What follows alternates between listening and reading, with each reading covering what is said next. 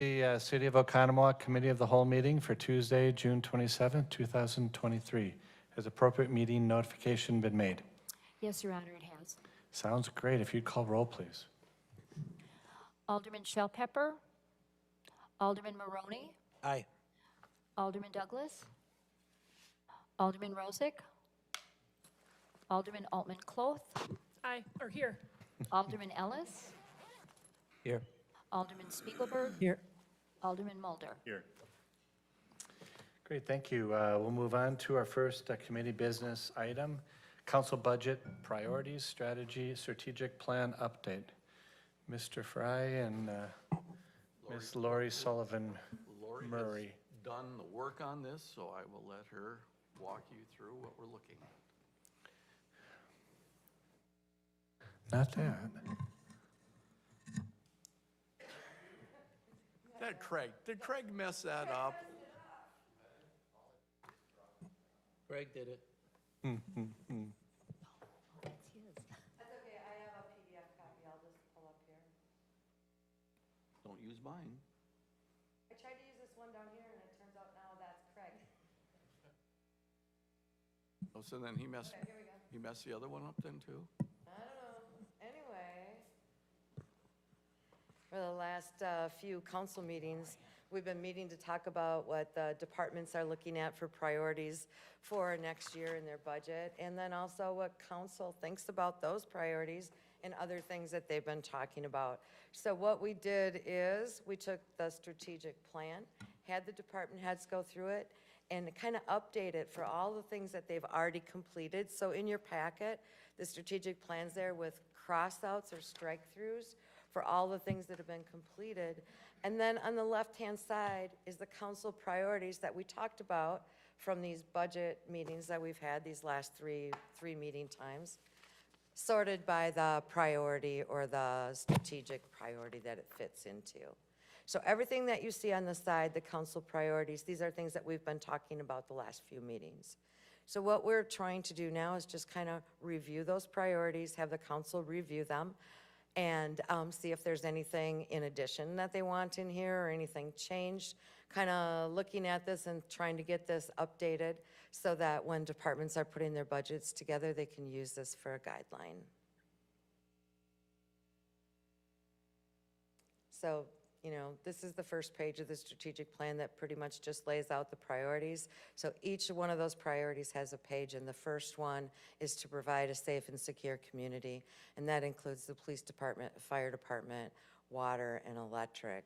And those are the budget things right here, the additional SRO, the additional police training and active shooter especially, tasers, city-issued firearms, and the flock camera system that you talked about over the last couple of weeks.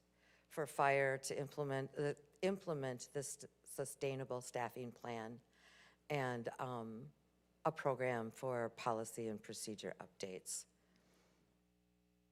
And then in the water department, yep, go ahead. How is that sustainable staffing plan coming for the fire? What's going on? We just happen to have a fire chief here that can help you out with that. I'll let Craig do it. I'll make it real quick. At the last meeting, I gave you an update. We've got the 10 candidates that are part of this year's budget phase 2, finishing up the academy this week, Friday. You're all invited to their swearing in Friday afternoon at 4 p.m. at station number 6. So we are on track. All the positions that were funded in this year's budget, we're meeting the timelines and filling those positions. So those 10 individuals will start shift July 2nd. Which will be 3 additional positions working daily in the district. Part-time positions wise, you know, the wage increases. A year ago at this time, we had about 35 openings on the part-time schedule, and about half of our apprentices were open. Right now, we're down to 5 openings on the part-time schedule by bringing the wages up to competitive market. And then the apprentices, we've got 6 apprentices coming on board that just passed their EMT, which will bring us up to full staffing on the apprentice program. Can you repeat when that swearing in was? Friday at 4 p.m. at station number 6 in Stone Bank. I'll make sure Mark's got it, but. Yeah, can you send it to us?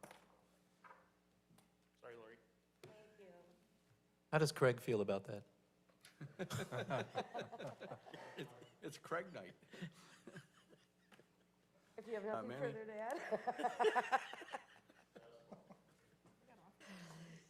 So just taking a look at the first page here, and then you can also see on the right-hand side, the things that are crossed out are,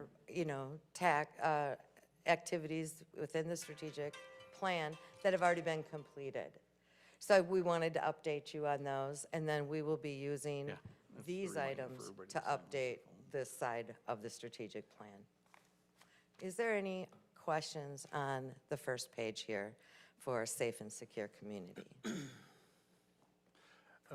So this is actually, Chaz brought this up. So like the flock camera, are these kind of combined priorities? Like the flock camera system wasn't a council priority, it was a PD priority that we liked. But I mean, so how should we really evaluate? This is kind of jointly what we all said or just what we kind of lobbed back at the departments?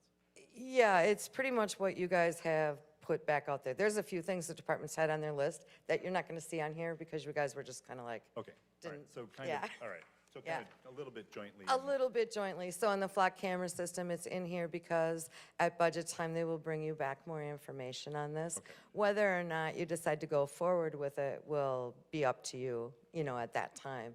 And we'll just update the strategic plan to say, the report was given and council decided whatever they decided. So it either stays there or it gets crossed off. Okay? When we created this at one point, we had like a workshop, didn't we do that? Yeah. Was that 2 years ago now? So was that the last time we actually Yeah. did input Yeah. onto this? Yeah. Which, I mean, so I'm just saying, I think we're having a different, and I'm not taking qualms. I think there's a lot of value in the flock, as I've said before, but it's just, at that point, it was kind of collaborative process of us adding things to it. And this one, it seems like, I don't. Do you prefer that approach? What was that? Do you prefer that approach? Well, if we're using this as objective standards, as a measure of what we want to accomplish as a city, and we're saying it's a council priority. Well, if it's nice not to a actually council get, priority, you have to take it off of here. Yeah. And I won't put it in. Yeah, I think unless the word priority is not the right word, council request to investigate could be a two or Well, something, it really has to be their priorities. What things do you want us to be working on, right? And so if you want us to be working on it, then generally we have it in here. And then we bring you back updates on it. So this is like all of our capital things we ever want to do, we added this list right here. Because to me, the flock is like a capital purchase. I don't know if that's a strategic goal, like overall.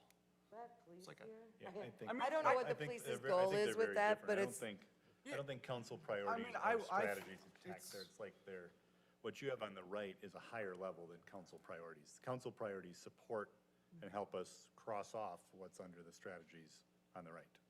Is that, yeah, and what I'm trying to do is add additional things over on the right, since we've crossed out all these things that we've already worked on. If you want us to be working on it and you want us to put it in the tactics here of things that, we're working on and bringing to you, then we move them over. If there's anything that I've got listed under council priorities that you don't want, you just need to say so and vote on it. I have another question for the chief, fire.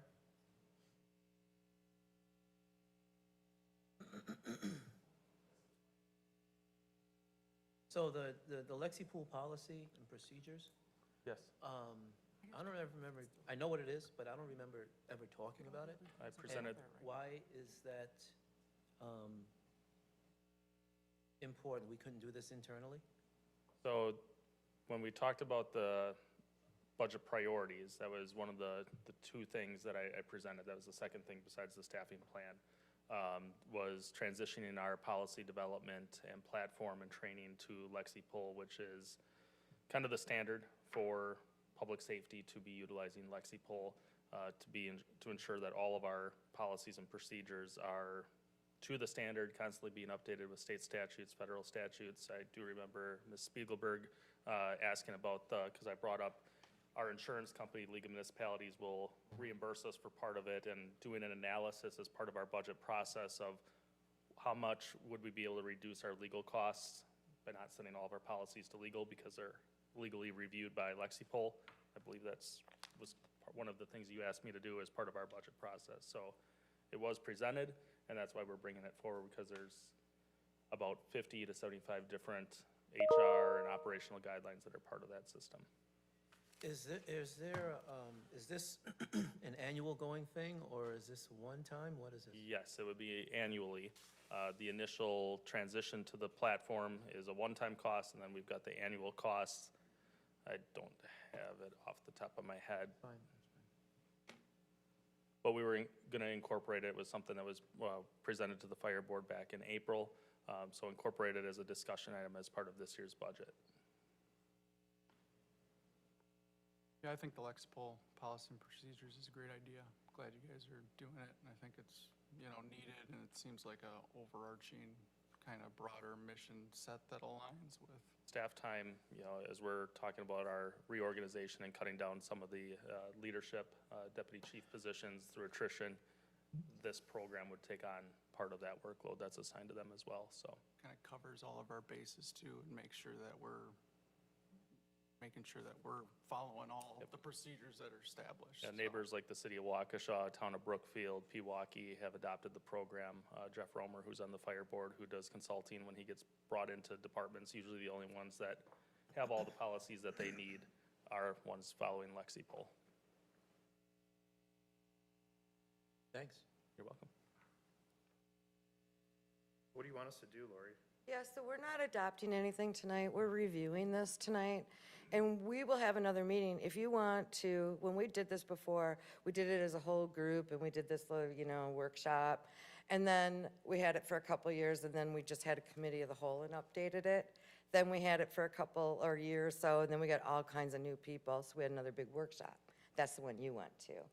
But in between those workshops, we do in-house updates to it.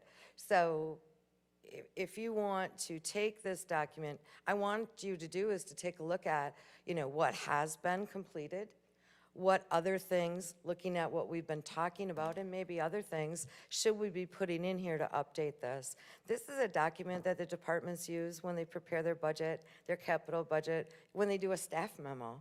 We reference this document and tell you which strategic plan item we're working on. And as you can see, as we go through with all the crossouts, that departments have been working on the things that are listed in here. So we are looking for you to help us update this so that we are following what the council wants us to be working on in the next year or two. So if I may, we, for instance, in water, number 3, PFAS evaluation for DNR, under something we had already done at some point, evaluate and address PFAS concerns, report to administrator. So there's some duplicative stuff. Okay. For my purposes, the first time we did this thing, we didn't all agree on every item in it. I don't know that we all agree on every item we have in council priorities we've discussed over the last couple meetings. Personally, take out all the stuff that's crossed out, drop all the stuff in, and be done with it. I mean, we've already had hours of discussion on these items. I agree with you. So I wanted you to see where we're at and kind of get a consensus, or, I want you to let us know if you see that there's things in there that you still want changed before we finalize this document. So you're saying take all the stuff out that's been crossed out and drop in all the council Yeah, priorities things? yeah, like some of these, we'll council- put them in these different categories. These are things that have been discussed over the last 3 meetings. If we've discussed them, they've kind of been out there. We're looking to move them over into the other area here. And then those are the things that we'll be working on. I would say that we should, just like we're using language that says evaluate additional filtration options, we should say, evaluate implementation of the flock hammer Yep. system. Yep, I As will. opposed to just the flock hammer system. Yeah, Because I think oh. there is value to it, and I want to analyze it further. But just saying we're going to purchase the flock hammer system, end of story, I don't think that's what this council ever agreed to. Okay, evaluate is what I'll add on to there. This is kind of just shorthand from the minutes right here. So, funny, and we I know talked- it said I to think it's research it. inferred. Great point, But and we haven't- electric we is haven't also approved it duplicative. yet, yes. Increased number of underground lines, I think that's something I actually mentioned, and that was actually something in the strategic plan a while back, and that we're doing more conversion, and we're at 90% complete. So, Right. let's get rid of the stuff that's duplicative. Yep, drop in the other stuff. Okay. I don't need to see the crossed out stuff over and over again, that's for sure. Yeah, no, I want to get everything off of there that's crossed out, but I wanted you to have a chance to look at it because you haven't seen it crossed out. Right, I And think you it's kind of go helpful. through the list and say, yeah, that's right, we did that, yeah, we did We that. trusted How that you much guys we've would done. get to it. Well, and the tasers are being bought, right? I mean, we bought that, we're buying the, now we want, so we need more tasers on top of the ones that we are buying, or? Okay, but we're just saying we're gonna add that for that little, okay, all right. Yeah, I just finished it. So And then what I'm, also, don't we already have an additional SRO coming on? yes. Wasn't that, so? We we're have not gonna talked get a about it, third- we we're not don't getting have a third contract one, for it. correct? We And don't have a haven't approved contract it. for the second SRO yet.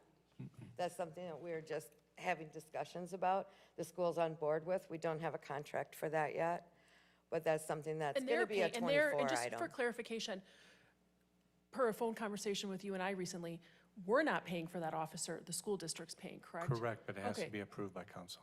Okay, you made it sound like it was, you found it in the budget, so just making sure. Yeah, so not you, coming just to from be us. really clear and upfront, right now, we pay 75% of an officer, the school pays 25. When we have 2 officers, we're going to pay 50% of those 2 officers, and they're going to pay 50%. End result is a zero net for Zero net. us. Sounds good, thank you. So that's why it's like they're paying for it, but really, it's 2 officers, 50% each side. The, Or 75, is it 75, 25 now? I'm sorry, I said it It wrong. went from 50 to 75, 75. now. We It's were went up. paying 50 before, yeah. now we're gonna pay 25 on each, so we're still Correct. paying 50, sorry. One officer, right. Yeah. The equivalent of paying 50 on one. Correct. Okay, So so, I would, like, if you go to if you're looking at A2, create implementation plan to replace failing outdated equipment, 221 Q3, we checked that off. And now today, we have 2 things that we're adding to that, number 3 and number 4, for additional tasers and city-issued firearms.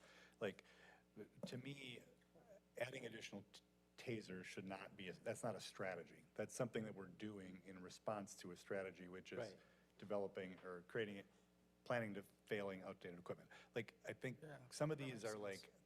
too they're specific. incongruent, right. Or what you do is in the far right column, you have strategy and tactics. Most of what you have there are tactics, they're not strategies. The strategies drive the tactics. So it's This, just, yeah, providing a safe and secure is the goal. Here's the, objectives, what we're trying to do. And then over here is just how are we gonna do that? And we're gonna do it by, evaluating some of these safety systems, looking at, additional equipment for officers. So instead of sharing tasers, everyone has a taser, making sure that we're equipped. So, yeah, but I don't want to lose kind of what we were talking about here. So it looks like this for each of the 5 priorities that we've got, each of the goals.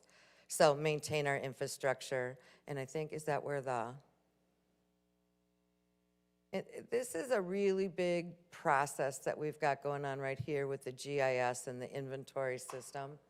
And, parts of this are done. We're not going to keep this in here once that whole project is done, right? Because it's an ongoing thing that we do. Right now, we're still trying to get every department within that system, so it's still there. The one other comment, as I look through, there are things like in front of us right now, Lake Bluff Extension. I don't think we're building that in 2023. So I think we should, for some of these items that are in there, maybe some recommendation from you guys at some point to either change deadlines on some of these things as you go through. We're not obviously doing, I don't think we've done design permitting or construction on that, so that should just be bumped out a year. If you see something like that, obviously we should. Yep, some of those dates, and some of them is like, I just took, they're passed already, and it's still sitting here. Yeah. So we need to figure out, Can we when are just we gonna update do 'em? that? They're still a part of the strategic plan, but can we just update them? And that way it stays in here for the future, but it's updated. Yep, and that's, I think, what you're saying, right, Matt? Yep. and Okay, I think what Lori's trying to do is have you understand how you want it so that they can update it. And she has to give you what was done previous so that we can make that next step. Yeah, Lori, I just think, combining our strategies and our council priorities, I think we're just trying to figure a way to put these 2 lists together. I mean, I understand what you're saying as far as, what what has worked, what we want to do, our strategies. I think we're just getting mixed up with the two lists here. But I think there's a way to combine them, you know. You know, a lot of these things in here, I mean, they're really tasks over here. You know, it's like, what tasks do we have to do to try to make this objective happen?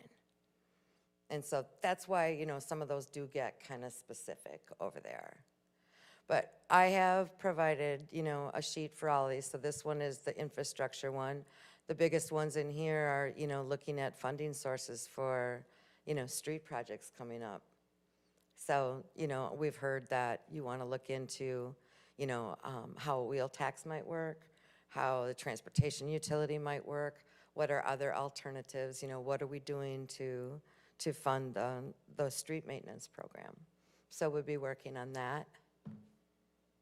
I know that council members asked about energy independence for the utilities and how can we get there. Yeah, Silver Lake Street, Summit Avenue intersection alignment's done.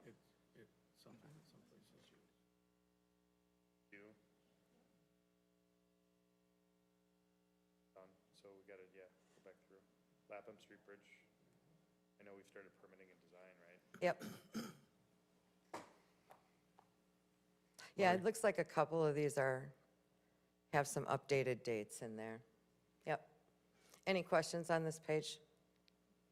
So I'm looking at the Public Works, I'm looking at the wheel tax. If I recall, when Sullivan was mayor, that kind of killed him. Why are we going to bring that up again? I wasn't here when he was the mayor. I guess that was a long time ago. It's conversations that have been brought up recently. From where? I doubt if, the wheel tax is something that's fairly new in the state of Wisconsin. Oh, absolutely not. Absolutely not. Oh, well, I'm there are, very certain of it. okay, maybe. But it's something, it's a potential additional source of revenue for us as a city. And so is the But as far as the transportation consumer is utility. concerned, it's very unfair because it's done on the amount of cars, I believe, one. Yes. And so if one person has one car at a family and then another person has 2 or 3 cars at a family, you're going to tax the person with 2 or 3 cars more than the Yes, one? that's No, I'm the way it sorry. works. That Okay. is unfair. We can discuss this at the point where we think we're going to actually bring this Well, forward. I but don't think we should bring it forward. I think it's Milwaukee- going to be a waste of time because I'm going Milwaukee to be a hard County and a no. lot of communities around us do this. and I you don't can do care. it at- You can do it at a smallest amount of like $10 per car. I don't care or whether it's 40. $10 or $100. It's not right. Okay, I think maybe, just a second, I think maybe if you feel that way, maybe there's only a couple on the council that do, but I don't think we should take it off as a possible resource for the future, because we may change our minds. It's here now, and it's there as an opportunity. We may act on it and we may not. So- Insanity is doing the same thing twice and trying to get a different result. This is not going to work. And it's gonna implode. It does work, sorry. No, I'm sorry. I'm sorry. I'm going to be a hard no on that right now, regardless. Well, it's something that you all have to vote on. The idea of it being in the strategic plan is that Jason would work to bring forward the Pacer schedule and a schedule for maintenance for streets, looking at, you know, how many streets do we have to do to keep a certain level? And then we need to look at how are we going to fund that? And we can bring several different options. Whether you use any of those or not is completely up to you. But we felt that you should be given the options and the pros and cons of each option. So I have a question for council. This is what I'm hearing, and I just want to try to get some direction for today's discussion. What I'm hearing is that you would like to try to take this document, we have some of the council priorities on the left, and maybe the focus should be what we have on the left. If there's some questions or comments, then send it back to staff to remove the things and update everything as possible with recommendations on the far right. Send the document back off to all of us to look at with a really critical eye, because I think the point was made. We just want to make sure we document things because we have to allocate resources to work on this or work on that. But if council absolutely has no interest in that, they need to know that so we don't waste staff time. So does it seem like a good approach would be to go through some of the council priorities, like you said there, and just say, hey, anybody, take a look at these, read them. Is there anything that seems off base or you want to comment on? And then have Lori put all this together with staff, send it back to you with all of the updates and the things that have been done and completed, removed. Yeah. Sometimes old documents become very cumbersome if we don't really Well, redo and them. that's really the idea, Mayor, was to go through this, get any additional input on this so that we can put it together and bring it back, so you can take a look at it and adopt it. That's a great idea. Anybody want a different approach? Okay, Lori, why don't you run through on the priors, ask if they see any changes they'd like, or have we missed anything? Yep, and I think that's what we're on the second page. So, and we were just looking at these, and there was a discussion whether or not that should be there or not. So we need to decide that. What's that? Oh, The wheel tax. I'm with Kevin. I think wheel tax is not a great idea, but I think having a discussion, especially with shared revenue coming in, how does that affect, us? And is it something we even need with shared revenue coming in, what the shared revenue numbers are going to be? So, I mean, keep everything, I already said I think we should keep everything in, so. We've already hashed a lot of this out. Good. I feel like somebody put it in there because they wanted it explored, and one other person should not be able to strike something that somebody wanted in without additional consideration. So Yeah. We don't all have to agree on everything, it's for discussion. shouldn't. All right? Anything else on this page? I just remember what happened back then, and it imploded. It should be a And quick a lot of conversation stuff, then. right. Nothing's changed, it'll be a quick conversation. And it's We'll move on. generally an either or. If someone is looking at either of these two sources, it's either the wheel tax or the transportation utility. And I think Ellers said that am I right on this? That they could come and do a presentation for us on the transportation utility? So it's, like I said, these are two opportunities for additional funding and resources for our city. I would hate to take them off of here and not be able to have them to consider down the road. Just the wheel tax alone, I don't want to get you going again, but could potentially bring in another $500,000 to our budget, so. All right, moving on to Discussion for page another 3. So focusing on community growth, that was economic development. And that was about coming up with creative ideas for the tourism funding that comes in. And then the, using the marketing and communications position with tourism paying a grand part of that. And the planning department with the subdivision and planning ordinance updates and his sign ordinance update.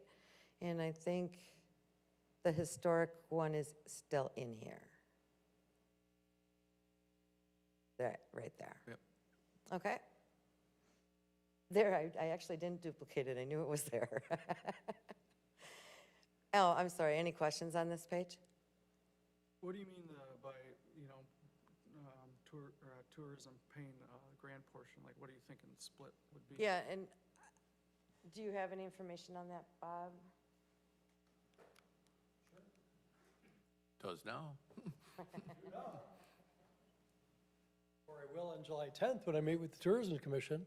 Right now, we're actually talking about what I've been asked to put together for the Tourism Commission is a forecasted budget from now until 2026. And at this time, right now, we're looking, we would pay 100% of the tourism marketing position for that, as well as reallocate the percentages of my time away from levy and towards tourism. Because currently there's a split, and we're just trying to figure out what that cost savings And to then the you levy think is. our operating revenue would be able to support something like that for the room taxes and such? Not just based on the reserves that we have or in the tourism fund? Is that the proper We term for it? believe, Okay. we've forecasted room tax revenues Okay, those times as sounds well. good. They have a really cool spreadsheet. Nice job, Bob. Anything else on this page? All right, moving on. Number 4 is improve our quality of life assets. That's mostly parks, recreation, and library. So you can take a look at some of those things that have been crossed out. Some of these things we need to talk about yet, you know, in the Northeast region, the ballparks, the lighting. Downtown restrooms has been on the docket for a while, yet it's not in here, so it's a good idea to get that put in here. I think, you know, this is a document that the community sees it as well, so they know what we're working on or what we're working towards.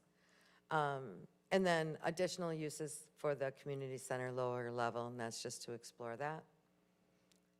And then the library, we were talking about increasing the number of self-serve checkouts. There's a, in the plan right now is the library space needs analysis. Council's decided that they should fund that. They've been working on the funding for that. Now we have a new library director, so the idea was to delay that some. So I'm not going to write delay it. What I'm going to do is change the dates in here for this. So we'll have to, you know, we'll have to have some discussion with the library and, you know, and figure out what those dates should be. But it's written in there because that's what we talked about with new administration, that we might want to get that person on board and find out what's, you know, what their thoughts are, and then we can update the dates on here. Anything else on this page? Yeah, on number 3, C3, assess underutilized park property on their city property. I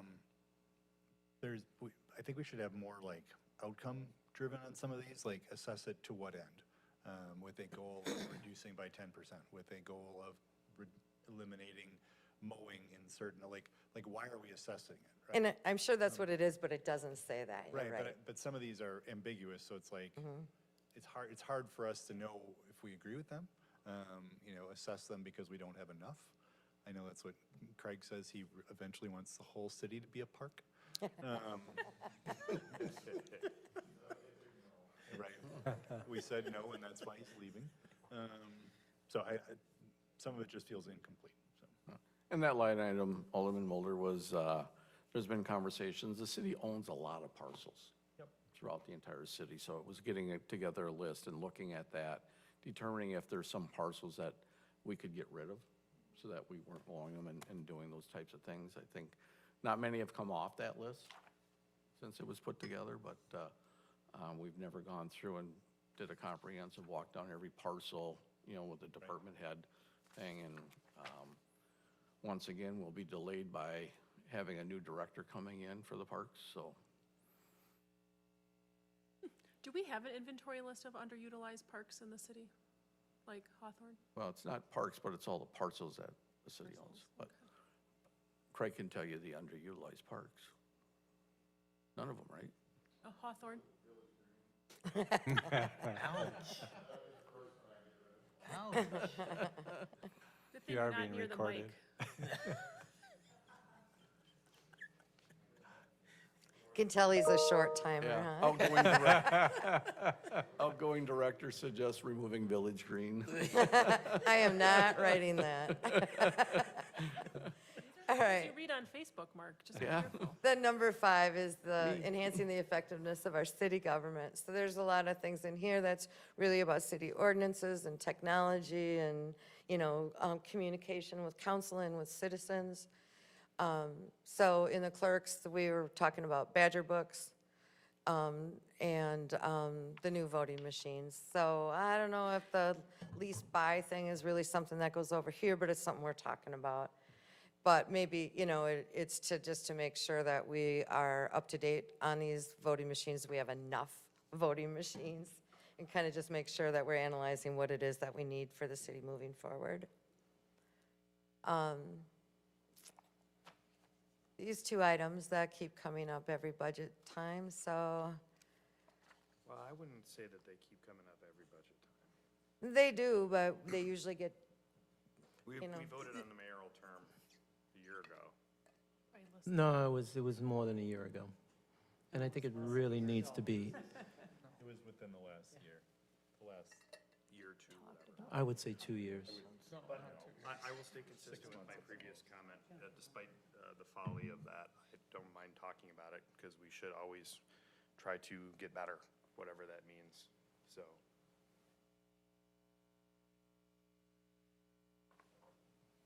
Council pay, though, boo, that's a tough one. Who's up for reelection this coming April? You? Wants to vote for council pay increases? The 4 of us will vote against it, 4 of us will vote for it, and then hopefully the mayor will. There's a thing called abstain.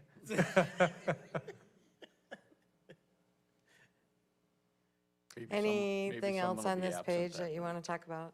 Yeah. You know, I think the interesting thing on the council pay probably should be, is a subpart to that, is does the pay just increase when we do other COLAs? We've normally exempted the mayoral pay and the council pay from COLA, I think, over the last, since I've been on council. Yeah.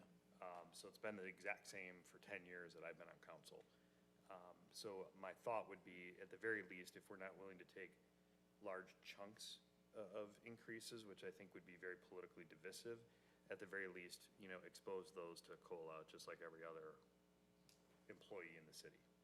Agreed. And then you have, you know, your 2-3% increases, which keep up at least partially with inflation, and no one can complain about that. And if someone does an article in the paper about me raising 2% pay, so be it.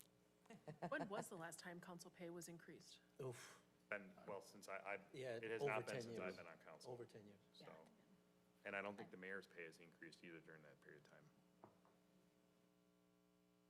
Not to. Several times not to increase. But to Yeah, do- there was a discussion, But to 5 or do 6. It was a very COLA, quick I discussion. think is a good idea.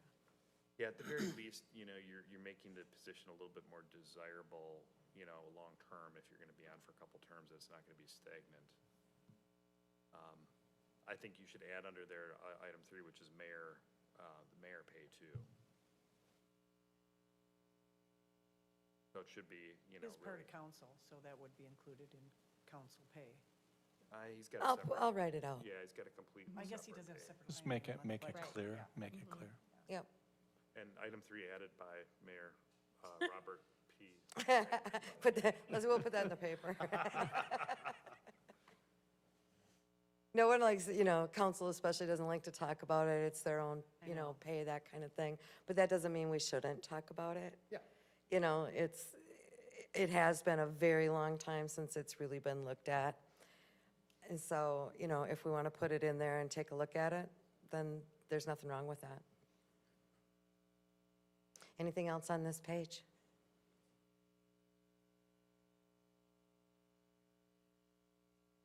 Well, that's it. So basically, the next step is to complete this now. So I'm going to go through and move these items with the little different wording over here, get rid of the crossed out ones, so that we have an updated plan to take a look at for your discussion and approval in the next couple of meetings. I'll get it to you, and then if you want to approve it, you can. If you want to discuss and approve it, the next one, we'll do that. Thank you very much. You're welcome. On to our next item.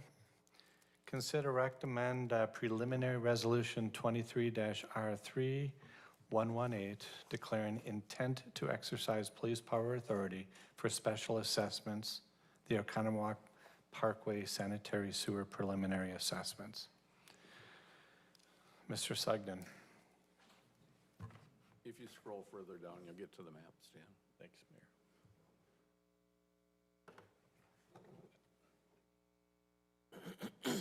Right-handed mouse.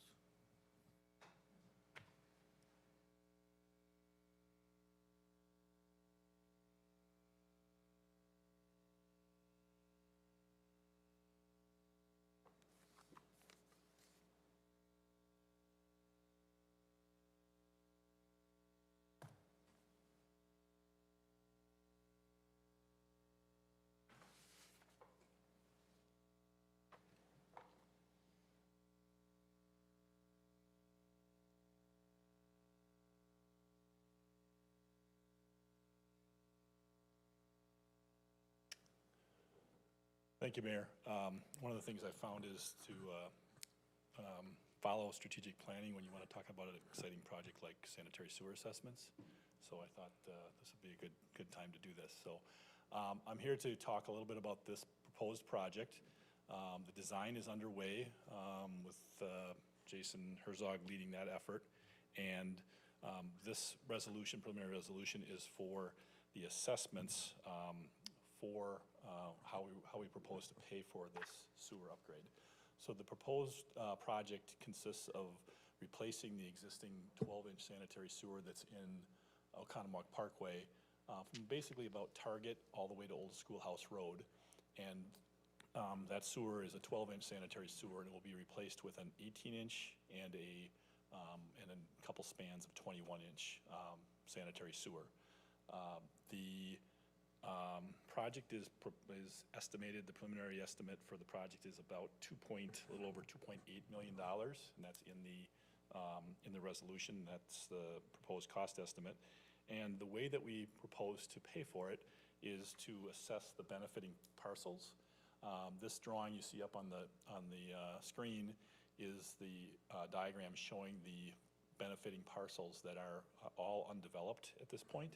And so these parcels will develop in the future, and then they will use the increased capacity of this sanitary sewer as the rest of these parcels are built out.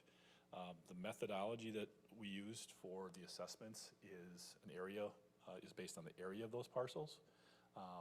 It is possible that some of them will develop more dense than others, but because there is not a detailed plan for us to sort through that, the area-wide assessment is what I would say is the fairest way to approach that. One of the things you notice on this drawing is there's a parcel 99 that is shown in a different color, and that is for a specific reason. That is the Journey 21 parcel. And so that is the one parcel on this entire map that is already partially developed. Journey 21 was approved at a certain density and had sewer capacity allocated to it. They came to us after their project was underway and asked for consideration for additional capacity. And that additional capacity is for a higher density and to add units and to add some additional, I think, commercial type space on that development. In order to accomplish that, it really wouldn't be fair to just let them connect to the new sewer and not pay for their fair share of the assessment. So if you look in the document and dig in a little further, you'll see that they're getting 54% of their area assessed, and that's a calculation based on the fact that their proposal is to about double their density on their lot. I will say that when their project came in, I thought it appeared to be, in my opinion, a little underdeveloped, and so this is probably a higher and better use of their property, but they would need to pay their fair share of the assessment when it came through. And so that's why you see it in a different color. I wanted to highlight it, I wanted to talk about it, and we believe this is the fairest way to approach giving them some additional sewer capacity. Dan, what if, so on something that's partially developed like Journey 21, if they come forward and say, hey, we want to build, I don't know, 15 more units there, and that's why they need the extra sewer, what if we don't approve it? Do we kind of go back then and have to remove around the assessment to all the other parcels? Yeah, obviously that would be problematic if we wouldn't approve it. But if you look at that parcel and you look at the density that's on it, it would be allowable based on their zoning and what they have there. I see. So you think that they could add units or whatever they want to add there? I know they had a little section up front, like an acre and a half or something that they could build on that had nothing really on Nothing. it. It's just shown as blank, and I looked at it and I went, well, you're not going to just get to build something there if we don't put sewer capacity in there for you when we're approving it. And I guess the question is if they pay for X amount of additional recs as part of this assessment, then they come to the council and say, we want this little parcel rezoned this, or we want something changed. We say, no, we're done, we don't want to do it.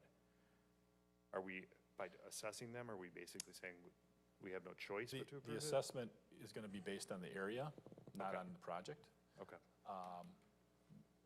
I would say in the spirit of the assessment, if they are in the range of what they are proposing.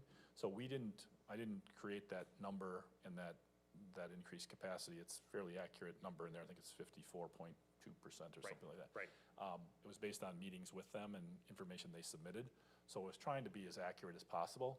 Yes, if somebody changes something, it's less accurate, but it's done based on area, so if they came in and you approved something slightly under what that calculation is, the reality is they would still owe the assessment because it's based on the area, it's not based on number of units. But I did back into the calculation based on the number of units. That they had already been approved for. That they've approved for and that they are proposing that they think they will want. So can you explain why they're getting the 50% discount, basically, compared to the other Yeah, undeveloped so parcels? their project was, there was a certain amount of capacity in that 12-inch sanitary sewer, and as those parcels were developing, we were basically allowing projects to be approved, and their project, there was enough capacity in the 12-inch sewer for that project, so we approved it, and, you know, it's like the applicant came in and said, we want to develop our property, we have capacity for it, we approved it. Then they came in and said, we want more capacity, and we said, we have no more capacity for you, because the sewer was, at that point, full. And so, in order to get them some additional, it wouldn't be fair to the other property owners, is maybe how I probably should respond to that. It wouldn't be fair to the other property owners to have them pay for upgrading the sewer and then give the capacity to Journey 21 when they're asking for additional capacity also. Yeah, I guess I wonder why they're not required to pay the full assessment, like the other undeveloped parcels. That's what I'm Yeah. trying to work out. Not that, you know, they're not paying I'm trying to think of too the correct wording to much. answer that question, and the landowner that sold him the land, sold him a parcel that was developable. And Yeah. so it was in that, you know, there was a expectation that it had sewer capacity, I guess, is Yeah, the way I so would we look at it. legally can't assess them, you're saying, Yeah, or it wouldn't be to the me, right. it's not fair. They've already Okay. paid for and bought that land and had their project approved, and to go back and try to reach back in and give them a full assessment. I mean, you could then say I should, anybody that has, anybody that's Qdoba tributary. could be reassessed and everyone else who built in there. Yeah. So I'm trying to find the fairest way to do that, that we can defend if anybody would challenge it.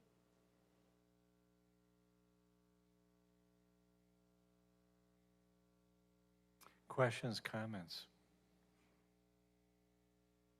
Glad that they're paying their fair share. And they're gonna pay now instead of after development. Well, I think what I'm trying to present is the methodology and how we're gonna go about doing it. I think there's gonna be some discussion when we get to the next, the public hearing is what has to happen next. And then there might be testimony from people that are paying those. The city will have to decide on what the terms you wanna offer or us, put into this. And so that's a kind of a separate discussion from, here's the assessments, here's the methodology. Then we gotta talk about what the terms are, and I would assume that would come forward at that next meeting, which would happen in a month or, Potentially July 18th, but more than likely August 1st. okay. So that topic will be another discussion. It's not, at least at this point, I wouldn't say we're determining that today. We're looking at, is this resolution to assess these properties with this methodology acceptable? And then you'll get to talk about the terms and the interest rate and all of those pieces at that next meeting. And just so everybody's aware, the mayor, Stan, and I met with Peter Bell today, came in and talked to us, and, we had some questions, and so he understands that this is just a preliminary resolution tonight, and then between now and when that public hearing takes place, we'll be having some conversations with him. He was going to bring forward some of his thoughts, and that would be part of the package that comes to that public hearing, so. How would we typically, I guess we wouldn't be assigned until the project moves forward, but our ideas on how this would be assessed, is it we're doing it, it's 900,000 for parcel 4, or is it over time, or any ideas on that? We have assessed different ways on various projects. A lot of times it comes down to, are all the lands in the city that are being assessed. When you want to look at, some general terms that you would normally see, is it, 10 years and it's, 1 or 2% above the city's borrowing costs is the interest, whether or not it's payable upon sale. you know, the entire amount. Those are things that, you know, we got a couple different assessments out there that are working different ways. So, we're. Negotiable. Yeah, so we'll look at this area, like I said, Peter Bell came in, we're gonna have some discussions with him, and then when we come for the public hearing, that'll be one of the items that we'll be presenting that night, is how we feel that the assessment should be paid off. And then it'll be council's decision if that's acceptable to you. How did we get backed into such an oddball corner here with this in the recs? I mean, That's clear. I understand the council also made terrible decisions with regard to building Hackney House and some of the other things over there, but how are we so off on the recs for this area after all the development that went into this back in, 20 years ago? So, great question. Bit of a philosophical one. Car washes. If you go back to I think the sewer went in 1990. Now I'm the historian again. Here we go. Yeah, I don't know how that 97. happened. No, it's like 94, I think the sewer went in. And so nothing was built out there. And so what you're working off of when you're looking at those sewer sizes is, what's the land use plan? What's the master plan? What's intended to be built out there? So if you go and look at that master plan, which I think we've presented to the council before, even when we had this discussion a while ago, there was a lot less density of all those parcels. It was planned for single-family residential for much of that development, and it was planned for office use. And so now what you're seeing is a lot of commercial all the way along Schoolhouse Road. You're seeing multifamily. You're seeing much higher densities being proposed and being approved. And so I guess you could sit back and say, no, you should have followed your master plan and what it was. The reality is that I guess the hope is it's a higher and better use, which is what it was approved over time. Well, higher, maybe not necessarily. Yeah, it's always, it's eye of the beholder or people's opinion. Right. But the reality is that that sewer capacity got used up because it's much denser and much higher uses than what were in the master plan from the 1990s. Well, and let's be honest, there's 3 car washes within like So there's 2 car washes on this line, and I was just gonna bring up that's. yeah, well, 2 on the line. Yeah. I mean, that's still significant though, isn't it? I mean, how is then that's highest and best use? When you consider a lot of this area was gonna be, single-family residential, 3 units per acre, 1 car wash eats up a lot of those units. Yeah, but Bubbles recycles its water, Chaz. I don't know, Alderman Rozak, I don't know if I answered your question, but that's really what it was, is land use and things change. And so this, going back, we knew that this was, as those things were getting approved, we knew that that was the case. We informed the landowner that that was the case, and as the parcels developed, we used up the capacity. In order to, you've got to get this sewer approved, so you can't just put in any size pipe you want. You have to get it approved by the DNR and say, here's what the areas that are tributary to it. And at the time, you don't take the land uses and triple the capacity. You have to submit to them what you were planning. And so the plans changed. This was identified in the 17-18 sewer study that the city conducted. We did a capacity analysis of the entire city.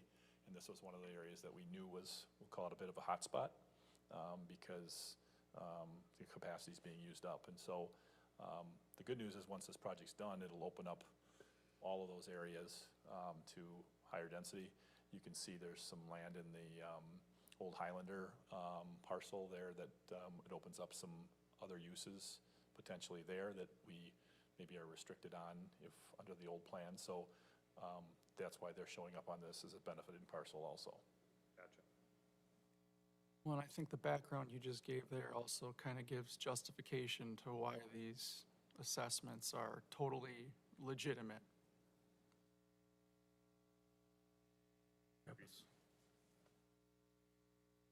Any other questions for Mr. Sugden? I'd like to entertain a motion for recommendation. So moved. Rozak, second. Any further questions, comments? Call roll, please. Alderman Shell Pepper. Aye. Alderman Maroney. Aye.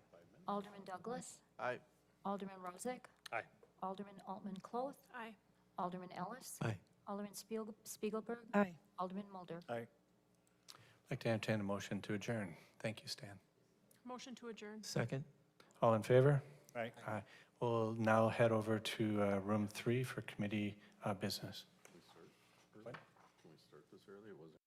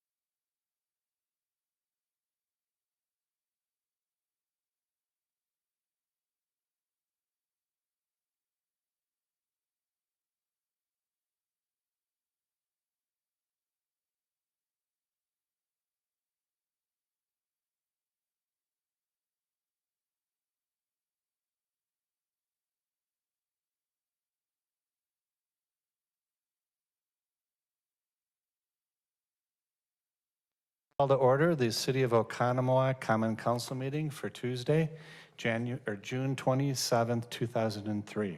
Has appropriate meeting notification been made? Yes, Your Honor, it has. If you would all please rise for the Pledge of Allegiance. I pledge allegiance to the flag of the United States of America and to the republic for which it stands, one nation, under God, indivisible, with liberty and justice for all. Welcome, everyone. Call roll, please. Alderman Shell Pepper. Here. Alderman Maroney. Here. Alderman Douglas. Here. Alderman Rozak. Here. Alderman Altman Cloth. Here. Alderman Ellis. Here. Alderman Spiegelberg. Here. Alderman Mulder. Here. We're going to start off. We have two public hearings tonight. The first one is a Borman rezoning. The purpose is to hear a public comment on rezoning of .184 acres located at 208 South Franklin. The parcel is identified by tax key number OCOC 0560.220.002 and zone general commercial district. The request is to rezone the property to traditional residential district. If approved, the property containing a single-family residential dwelling would be considered conforming. The applicant intends to sell the property. Mr. Gallo. Thank you, Mr. Mayor. I'll give a brief overview of this public hearing tonight and then be available to answer questions later in the evening. As you mentioned in the description, there's a request to rezone the property on Franklin Street. It's the Borman property. Currently, it's general commercial, and they would like to go to TR, traditional residential. It's at 208 South Franklin Street. It's shown whenever there's a rezoning, we look at our city's long-range master plan that goes out, and our comprehensive land use plan identifies this as a green area, as shown on your screen there. It's a mixed-use district, so any zoning change would be consistent with the master plan, so we don't have to amend that.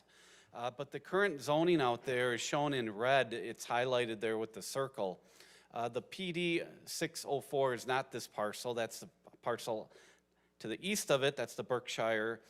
So that's a plan development overlay. But it's just a straight red zoning, which is the general commercial.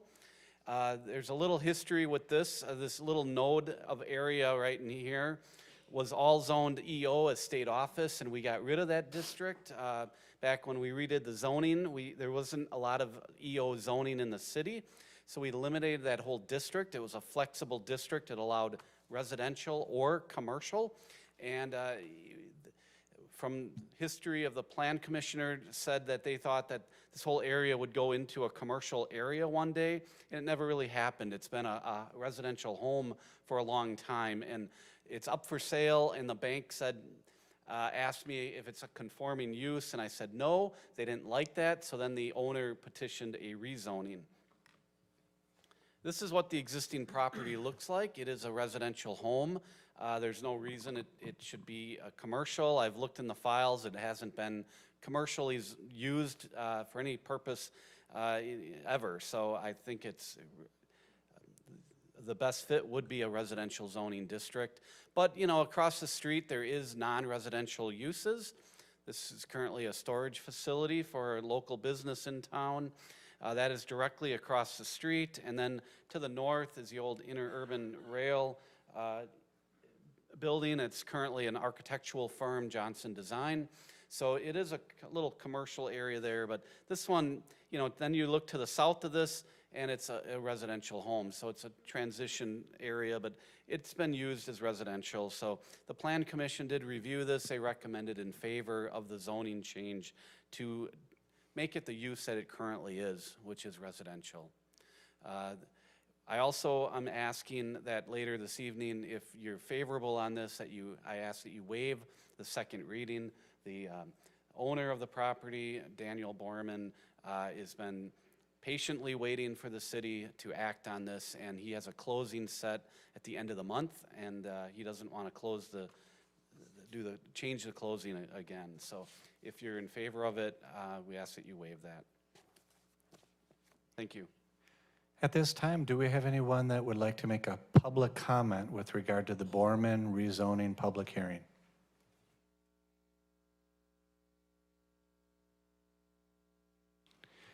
Any public comment? With no public comment hearing, we're going to close the public hearing for the Borman rezoning, and we're going to move on to the second public hearing, the Store Right conditional use permit. The permit is to hear public comment on the conditional use permit to operate Store Right Oconomowoc LLC in the Pabst Farms Commerce Center at the northwest corner of Blue Ribbon Circle North and County Trunk DR, formerly described as tax key number OCOC 0635.999.031. Per the table of allowable uses listed in section 17.106 of the city ordinance zoning code, many storage units require CUP in the BP Business Park zoning district. If approved, the applicant would be allowed to construct 8 storage buildings totaling 127,000 square feet in area. Mr. Gallo. Thank you. I'll give a brief overview of the application that the Planning Department received for a conditional use permit to allow the Store Right facility to be constructed. Doesn't have an address, but it is on the, as Mayor described in the public hearing description, it's on the northeast corner there of Blue Ribbon Circle North and County Trunk Highway DR, which is Delafield Road. It is south of I-94. It's located in the Pabst Farms Commerce Center. It is zoned BP Business Park. This use does require a conditional use permit. There's certain standards that I'm going to kind of discuss, and then I'll show you those standards, and then I think the applicant needs to kind of come up and verify all that, so then you guys can have a good understanding that the standards will be met, and then we'll, and this is on the agenda to be voted on earlier, but as described in the notice, there's a total of 8 buildings. There's the total of 127,000 square feet in cumulative area. There's going to be a phased project with the perimeter being the north building, the east building, and the south buildings along DR here, all being built first. They have the layouts for those, and then the 4 inner middle buildings in the middle there, they don't have the layouts shown yet, but those would be built in phase 2. There's some certain setback requirements between buildings and from property lines and from this. And there's also a critical standard about stacking distance because these usually are gated and it has to be gated. And then there's an entry point that people have to put a code in. We don't want people backing up with trailers and whatnot on the roadways. So we're gonna talk about that. It was important for you to see the site plan.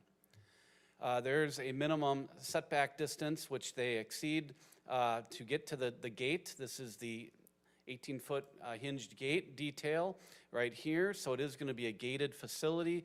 And then there is a certain setback here, which they're showing almost 67 feet, which exceeds the requirements. Landscaping is required.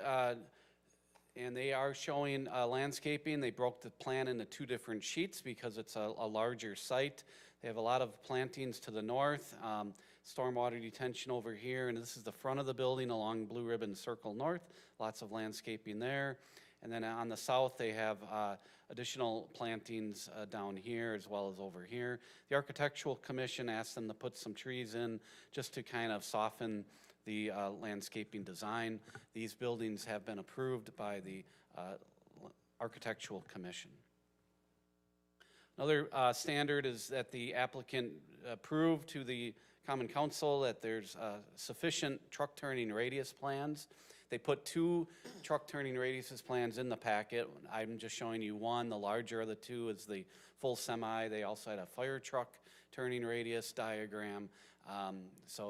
This does show that a large 18-wheel semi-tractor trailer can sufficiently move throughout the site.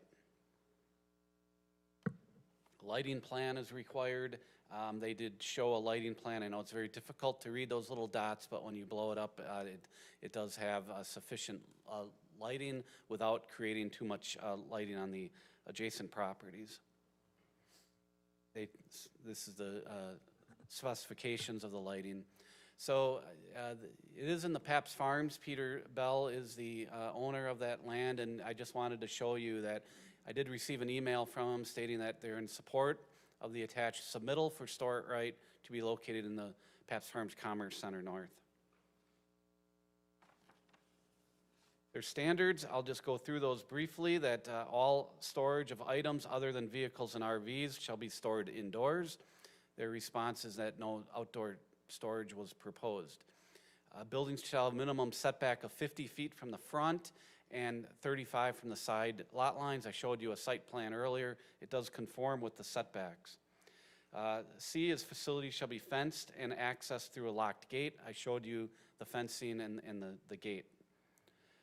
There'll be a minimum of 40 feet of stacking distance from the road to the fence access point. They had 67 feet. Security cameras shall be installed.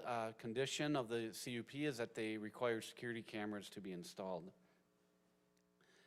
F is they should submit an exterior storage plan to the city, and they've stated no exterior storage.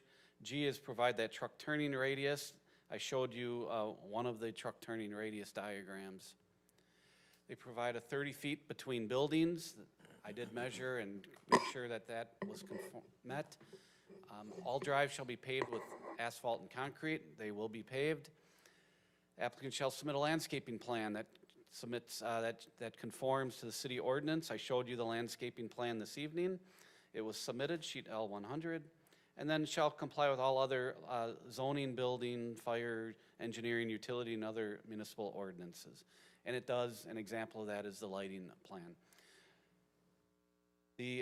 Like I said earlier, the Architectural Commission approved the architecture, the Plan Commission approved the site plan, and they did recommend the conditional use to the council for the Store It Right mini storage. And I know the applicant is here as well to discuss that. Thank you. Thank you. At this time, I have one blue card for someone who would like to speak on this public hearing item. Joseph Grosh, if you could please come up, state your name, your address, and where you live, and share with us your thoughts, sir.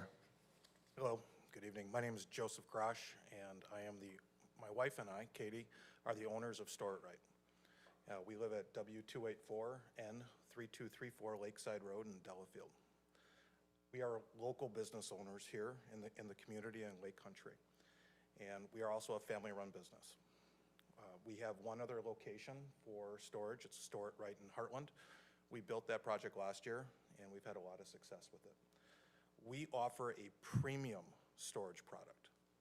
We are not a standard little mini storage place that you see all over the place. What sets us apart is that we have storage, but we offer very large storage units as well as smaller storage units. But we offer premium amenities that nobody else has in the Lake Country market. Those amenities are things like automatic garage door openers for our customers, climate and humidity control with a strong emphasis on humidity control, lights in every single unit, and we say lights, lots of lights, and we also offer power in all of our units as well. So I just want to give you a little idea of who we are, and we're super excited to be here for our second and we're going to call our flagship location here in Paps Farms in Oconomowoc. And I just want to thank you for your time. Thank you. Do we have any other comments from the public in this public hearing for Store It Right conditional use permit? I don't have any cards or any requests. Any other comments? With none heard, I will close the public hearing for Store It Right conditional use permit. And we're going to move on. I'd like to entertain a motion for approval of minutes for June 6th, 2023. So moved, Altman Cloth. Second. All in favor? Aye. Opposed? Okay, let's move on. Now we're going to be moving on to comments and suggestions from citizens. Right now I have 3 cards.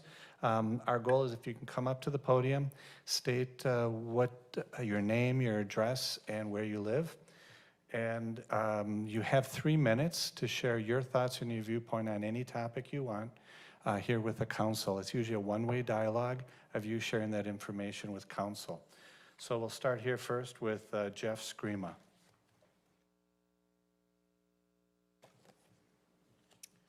Good evening, everyone.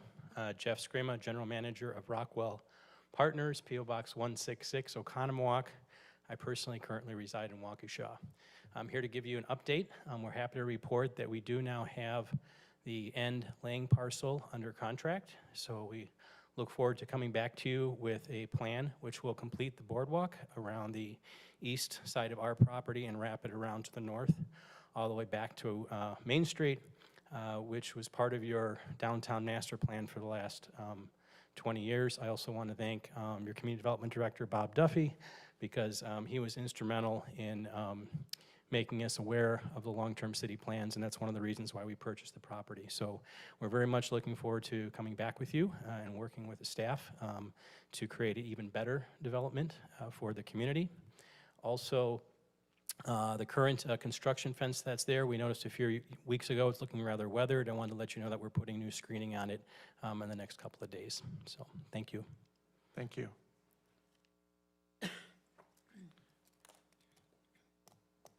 Rachel Klevenstein.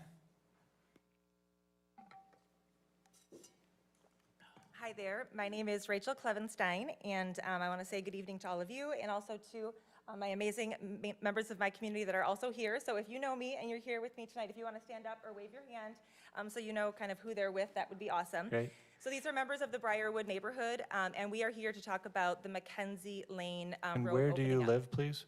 722 Royal Troon Court. Thank you. Yep. I just want to start by thanking all of you for the hard work that you're doing, bringing amazing new businesses to Oconomowoc and developing our downtown to become a destination for communities all around us. We are all proud to call Oconomowoc home. We have lived in our home in Briarwood for 11 years, and I often tell people that we were very fortunate to move to Oconomowoc before it became a place that people wanted to really be. It's always been lovely, but more recently it has become a community that people want to be a part of. With that being said, a large part of what drew us to Oconomowoc, and particularly Briarwood, was the quaint size of our small 86-home subdivision with private lots and mature trees. Commutes through town and to our children's schools are only impacted by the color of the stoplights and the occasional deer crossing the streets. When describing where we live to our new friends and family, most didn't realize our neighborhood existed and would often comment on what a gem our properties are. I would assume most of my neighbors would share the sentiment about what drew them to our Briarwood community and our beautiful city of Oconomowoc. We have lots of engaged neighbors and voters who feel strongly about the issue of keeping Mackenzie Lane closed. And our recommendation to our city council would be to consider not opening Mackenzie Lane as a through road to the new Old Highlander development. Our recommendation is based on several factors, one of which is the developer's travel analysis, which stated that the development didn't require this road to be opened and no improvements were needed on Mackenzie Lane. With one of the main arteries into the new development being off of Oconomowoc Parkway, the members of this new development will already have an easy access point to exit their neighborhood to the south without having to drive through an existing community. The roads in our neighborhood were not designed to be through roads. They are narrow 35 feet with no sidewalks. Many of our homeowners have lived in these houses for 20 or more years and have paid taxes to support all of the amazing Oconomowoc development, and are hoping that you, as our representatives, hear our voices and help us to maintain the integrity and the character of the Briarwood that we all love. I encourage you all to drive through that area if you haven't already been there, so you can see the proximity of the main artery coming out onto the parkway to Mackenzie Lane to help you in your decision making to see if you feel like it's really necessary to put the road through our subdivision. We respect whatever decision you make, but we'd really like you to keep us in mind when you're making your final decision. So thank you for your time and have a wonderful 4th of July. Thank you. Any other comments? And is that the Mackenzie Lane issue is just one person representing everybody? So thank you very much. We have received all of your emails, and I compliment you on your organization and efforts. And I think all of us can thank you for not hearing the same thing over and over for an hour. So your voices are being heard. So thank you. On to our next item, Steve Purcell. I think it's Perrell, sorry. Well, again, I want to say thank you and appreciate all your efforts and appreciate that Jason does in city planning, et cetera. Usually, have very little complaints. We appreciate the work that the city does.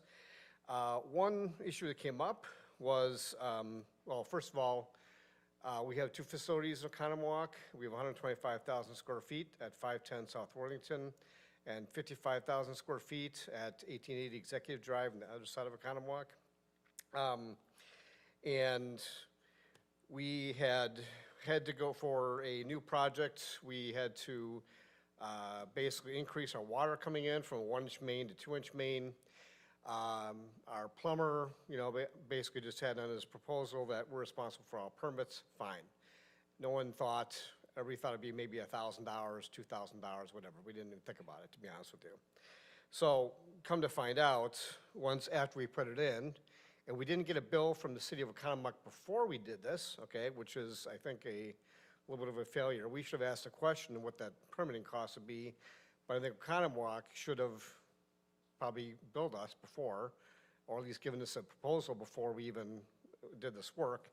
After the work was done, we get our bill from the Oconomowoc Water and Sewer Utilities and find out that to go from a 1-inch main to a 2-inch main is $51,000, okay? And I almost fell off my chair when I saw what came in from the city, basically. So my question is, how did someone come up with this number? I guess is my main question, because I'm putting in a 1-inch or 2-inch main from a 1-inch main in one industrial building. I'm not putting a subdivision in. So it just seems to be that the permitting fees here, and especially the way this went down, was extremely egregious. So I just want to kind of bring that up because I still have not paid it, to be honest with you. I still want to kind of work this out, basically, so. Did the city respond to you? I got yes, an email back with the chapter and verse of how the fees were calculated, et cetera, et cetera. I guess I still can't wrap my head around that I'm going to spend, that's going to cost that much more as far as sewer usage during the course of the year, basically, or course of a lifetime, to be honest with you. So that's my main. No, thrust. thank you for sharing, and we'll follow up. Okay, thank you.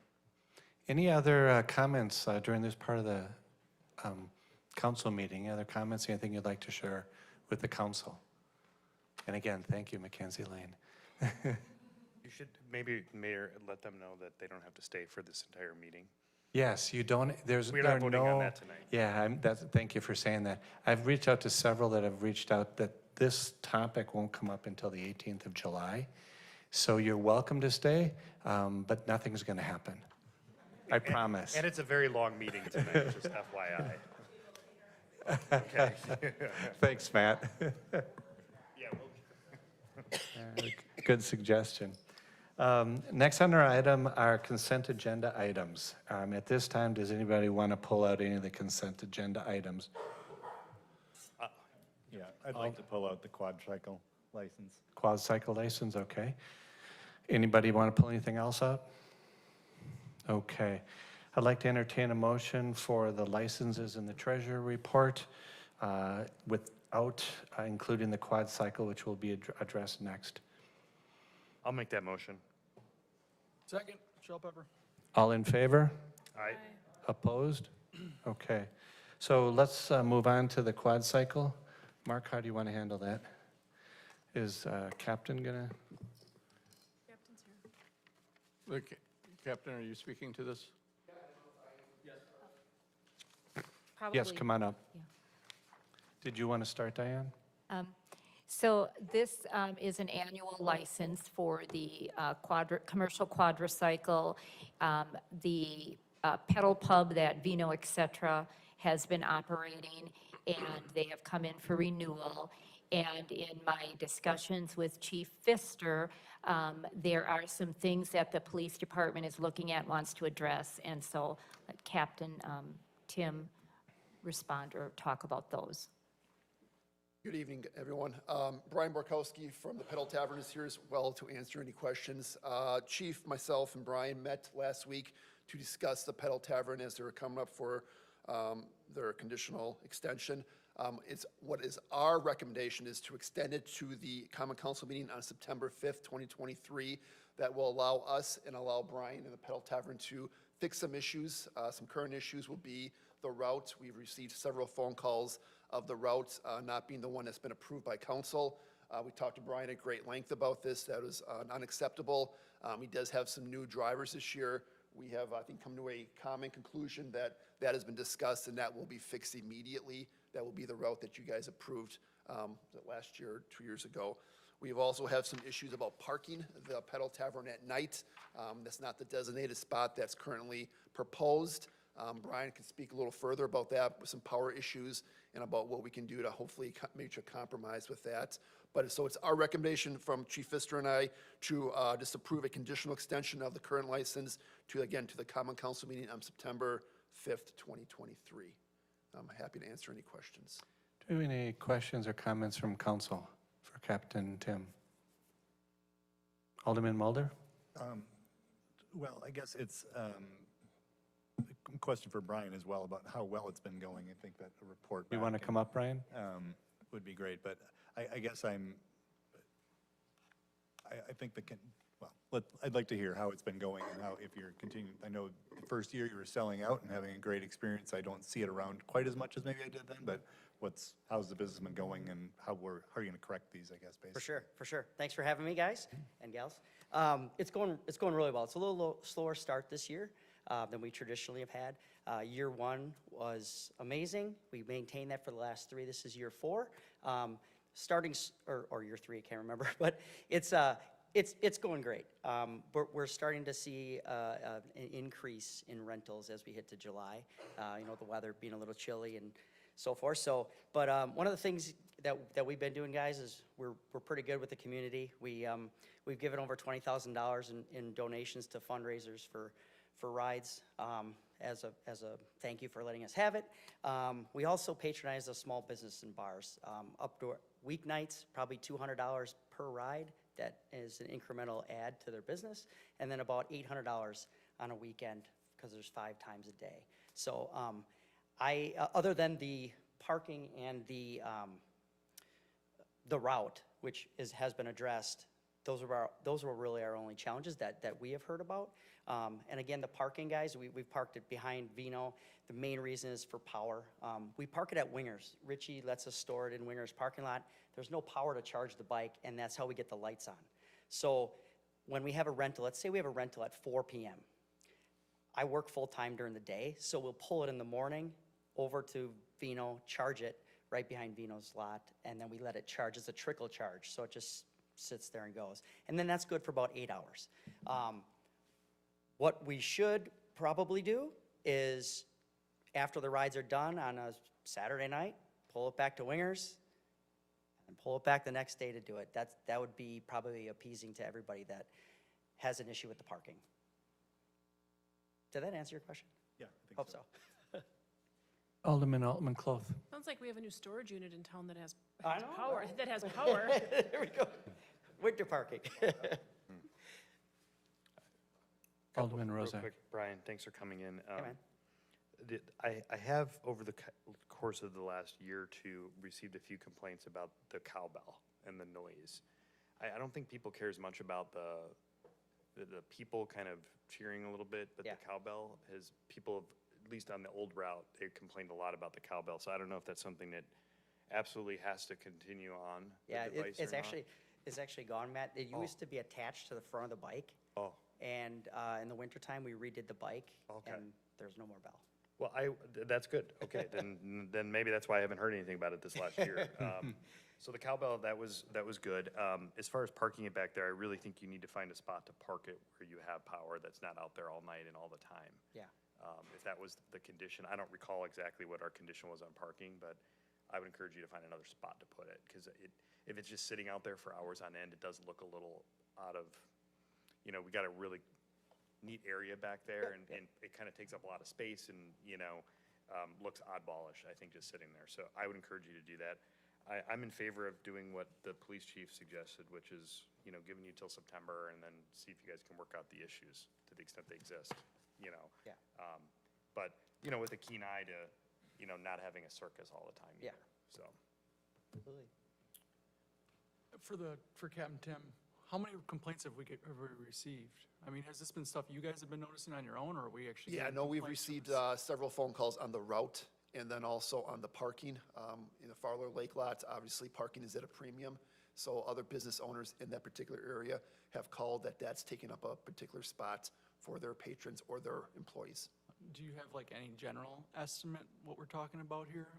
I'd say in the calls? last month, I have personally received 5 phone calls based on the route and the parking. More parking, and we've tried to address that with Brian as well. And you guys are having to respond to each one of those instances? Are you dispatching, officers to that? Are you, having to take time to address it? Yeah, well, so the route has been after the fact, so that's kind of something we've talked to Brian. The actual parking, Brian has received a couple of parking citations based off the complaints. Okay. Well, yeah, I'm willing to do the provisional licensure extension with the idea that if there continues to be issues and the police chief, thinks it's something we need to not continue doing, I'm going to support that. So, but I'm happy to. Captain Tim, I'm just a little confused. Is he allowed to park and charge for 6 hours and not use a bike behind the? Yeah, so if the day of the rides, he is allowed to use that parking spot to Okay. charge in between rides. Now, if there's Okay. a major delay of 4 to 6 hours, then that's not part of the agreement. Okay. He's also parked in the no parking stall that's just behind the Excedrin Vino for several hours as well, and that's been a couple of complaints that we've received as well. Okay. And Brian is aware of that. I just want to make sure it's clear so he can be successful. Correct. Okay, all right. Like to entertain a motion? So moved. Second. All in favor? Aye. Opposed? Thank you. On to committee reports. Treasurer's report. Yeah, I'm just gotta.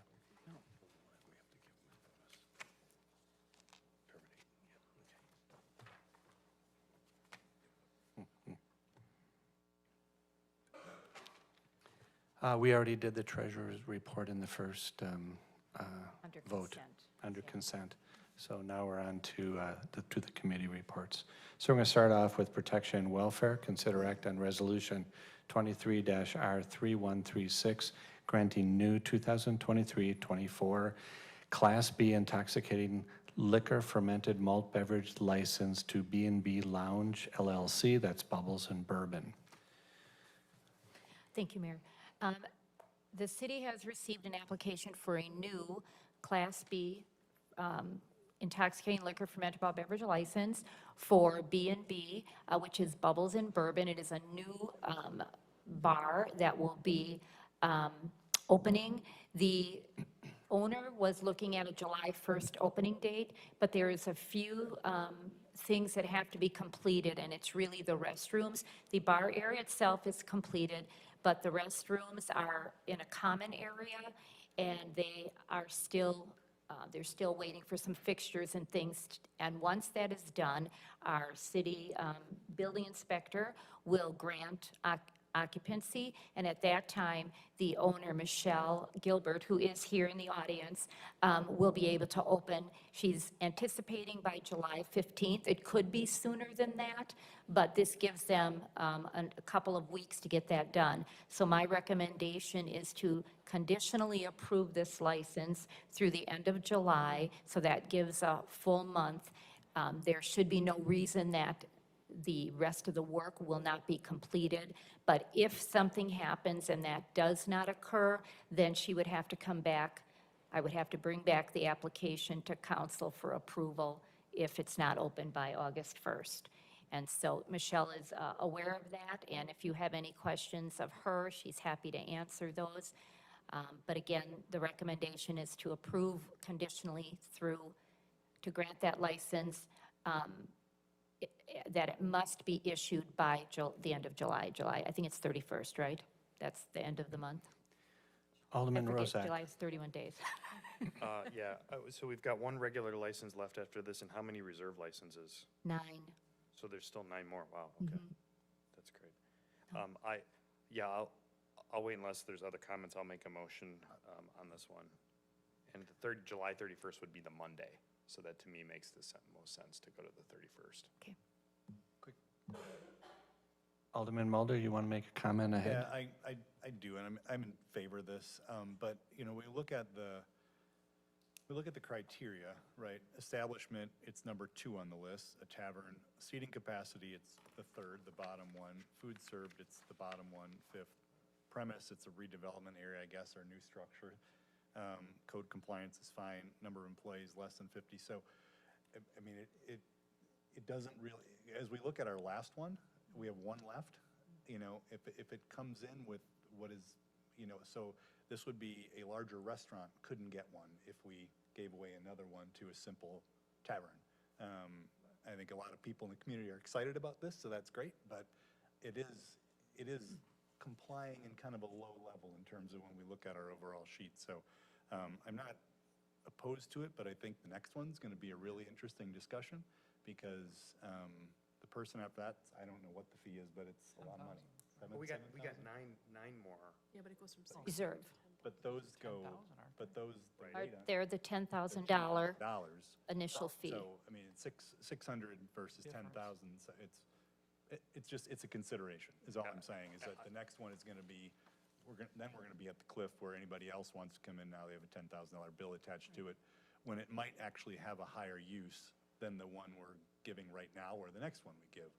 Well, and we have denied these before to people where they weren't, you know, they were doing Right, those coffee coffees or other shops, things and they right, wanted to just yeah, infuse so, coffees versus a place that's a full bar. I will say that I've talked to a lot of other folks in my travels in other destinations in other states, and they think the 10,000 is a joke. They're like, wow, that's it? It's not 100,000, it's not 60,000. So really what Mayor knows, I mean, some of these other communities, the fees for the liquor licenses are out of this world. And they don't ever let them go, and they're very, very expensive. So even the 10 grand, I mean, if you're remodeling a whole building and putting a restaurant in, and you got to do the 10, so but I hear you. No, It's fair, it is a consideration. Yeah. I mean, so.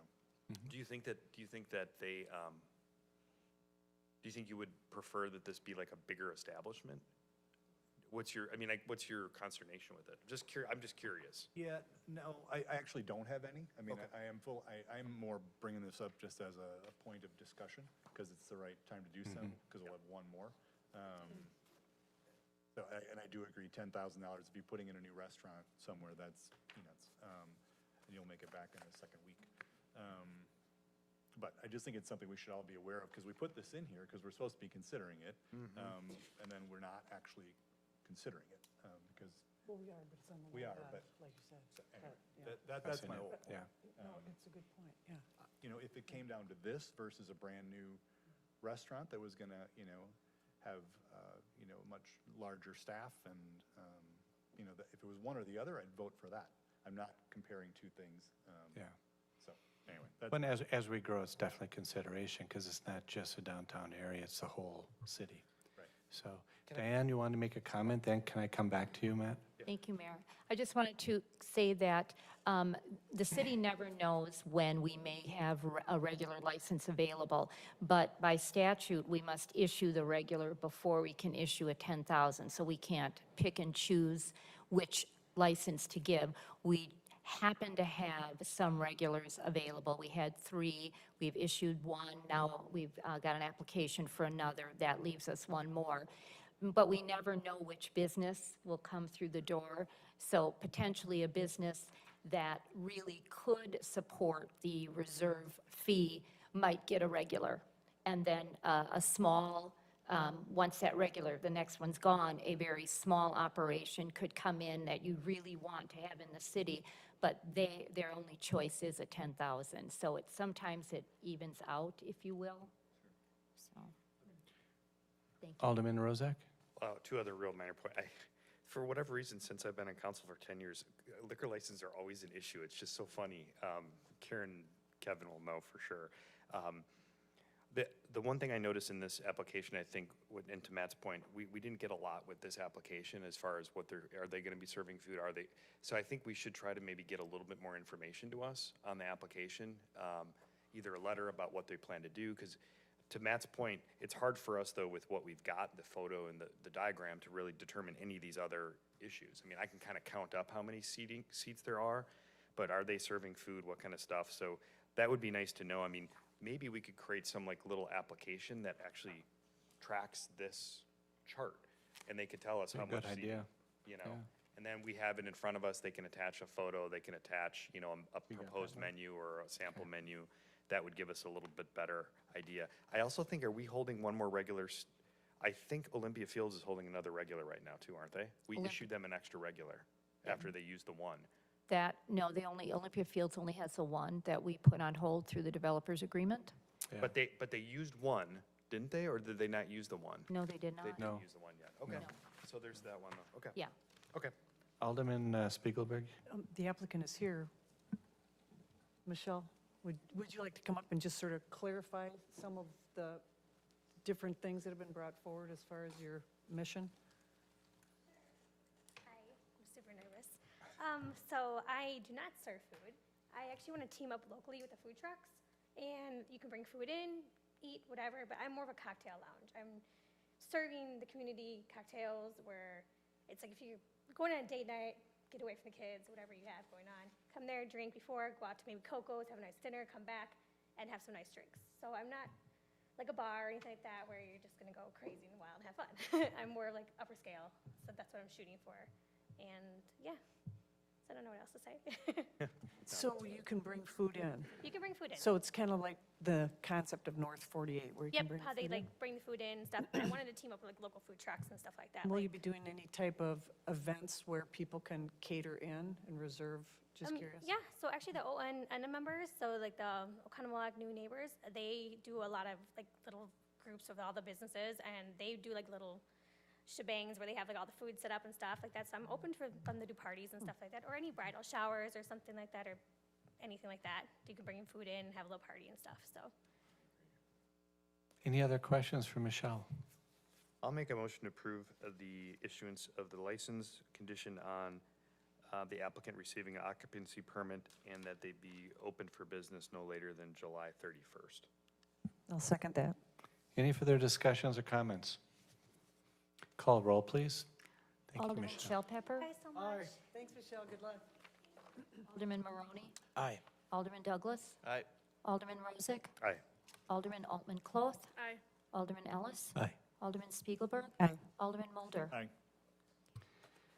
Great, on to our next item. Consider act on the John and Lavinia Rockwell Park vehicle parking option. Mr. Hefner. Good evening. There we go. So as we've been working through the design for Phase 2 of Rockwell Park, this has been a topic that's been discussed back and forth a little bit. Should we do a turnaround or should we do a parking lane? So we had SEH prepare this for it, and I think a lot of it comes to you to make a decision because it does affect street traffic and pedestrian traffic. So they put together 2 diagrams and some information for us. So this first diagram shows the turnaround area coming off of North Lake Road. And there's room for an ADA parking space and a drop-off zone, I'll say a 5 or 10 minute drop-off. And then I know you have this in your packet, but for the folks that are watching, the other option is a parking lane, similar to what's in front of the community center. Same thing, you'd have an ADA parking space and also drop-off zone, but a parking lane like this coming off of North Main. So staff looked at both of these and looked at the options, and for the few reasons I'm about to explain, the city staff recommends option 1.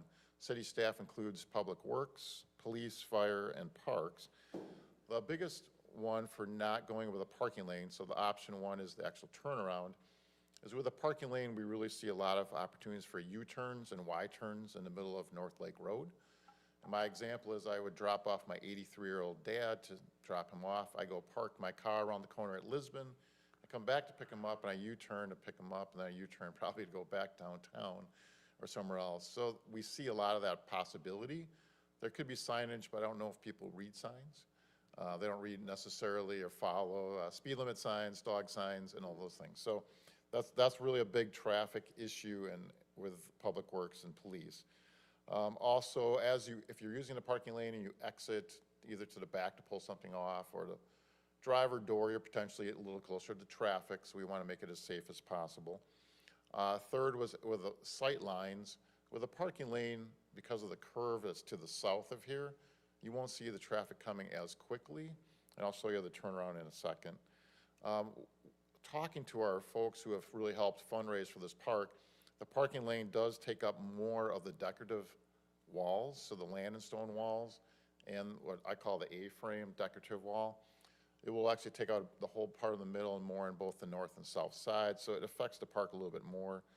And overall, this option actually the parking lane cost about $24,000 more than the other option. So let me go back up to that one. So again, this gets traffic off of the street.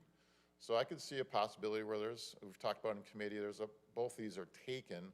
Somebody may drive in here and have to loop back out, but they have a good vision going right, left, coming back out. They can go left or right out of here. Where if we have the parking lane, they may stack and still drop somebody off. So we just think from the department points of view that it's the safest route. But it is important to talk about pedestrian traffic because we all know everybody walks the lake loop. Many, many pedestrians, strollers, bikers, people with dogs, and et cetera. So two things that came up in the committee were to try and make this as usable, as friendly as possible, is to have a sidewalk that extends around the driveway so it's a safe access for pedestrians and designate that a little bit more than it probably shows. You could still have the option of crossing over the two driveways as well. And then potentially making this isn't a safety thing, but making this concrete to match the rest of the park and everything else we're doing. It also helps with some of the tight turning radiuses with asphalt when it's hot, potentially carving into it. So staff's recommendation and what we're suggesting is to approve the turnaround. The committee did discuss this at the committee level. They voted 3-0, and with including the designated pedestrian piece, sidewalk around it, and the concrete. So happy to answer questions and have further discussion. Any comments or questions from council? Alderman Altman-Cloth. I like how Craig looked at me right away when he was like, are there any questions? So, I mean, I pretty much said most of what I wanted to say in committee, but, you know, I guess for the 3 people that are watching, my biggest thing was I was a very strong proponent of the turn, or the Drop-off. Parking lane. drop-off. No. The parking lane, just to protect the foot traffic along the walking path around Fowler Lake. I'll be honest, and you kind of said it again today, or just now, I'm a little irritated that the people that are building the park were less excited about the parking lane because of how it would have cut into the stone and the look of the park. The look of the park and the stone, while yes, it's nice to preserve natural stuff, safety of our residents should come first. If the park has to spend $25,000 more for the safety of our residents, then so be it.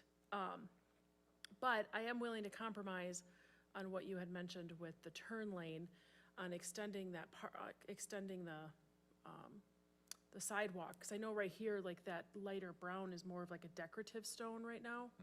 You know, get rid of that, just make it a nice, very obvious sidewalk. And then if people choose to go across the 2 lanes of, you know, the in and out, well, then that's on them. But at least we provided something safer for them. But at the end of the day, I would still prefer the parking lane, but if we can compromise on the sidewalk and the concrete, Yeah, I you can think push me over the edge. it makes a lot of sense to designate that sidewalk. So here it does show decorative, but it could easily be made a 6 or 8 foot wide sidewalk around it, and then the decorative part could be saved for the I'll plaza send you my area. picture. Please, did you try to do a sketch? Can you get that to scale? It is to scale. Look at what a good job I did. Great computers. You're going to send them pictures. Any other Oh, comments or questions from Councilor Alderman Shell Pepper? Turn going to be legal in option 1? So are you going to be able to go into this and then take a left turn out of there? You'll be able to come into here, and then once you're exiting, you could exit to the right or to the left. But it's not really a U-turn, it's a right or left turn out of it. And then in the pull-off option, though, you're also able to do the same? No. That's technically a lane. so Yeah, you the wouldn't parking lane you'd come into, you'd be facing northbound, and you can go, you should continue on, it's just that we think Yeah. there's a much better chance of people are coming southbound rather than, It's certainly concerning to be encouraging people to take a left turn on that street right there.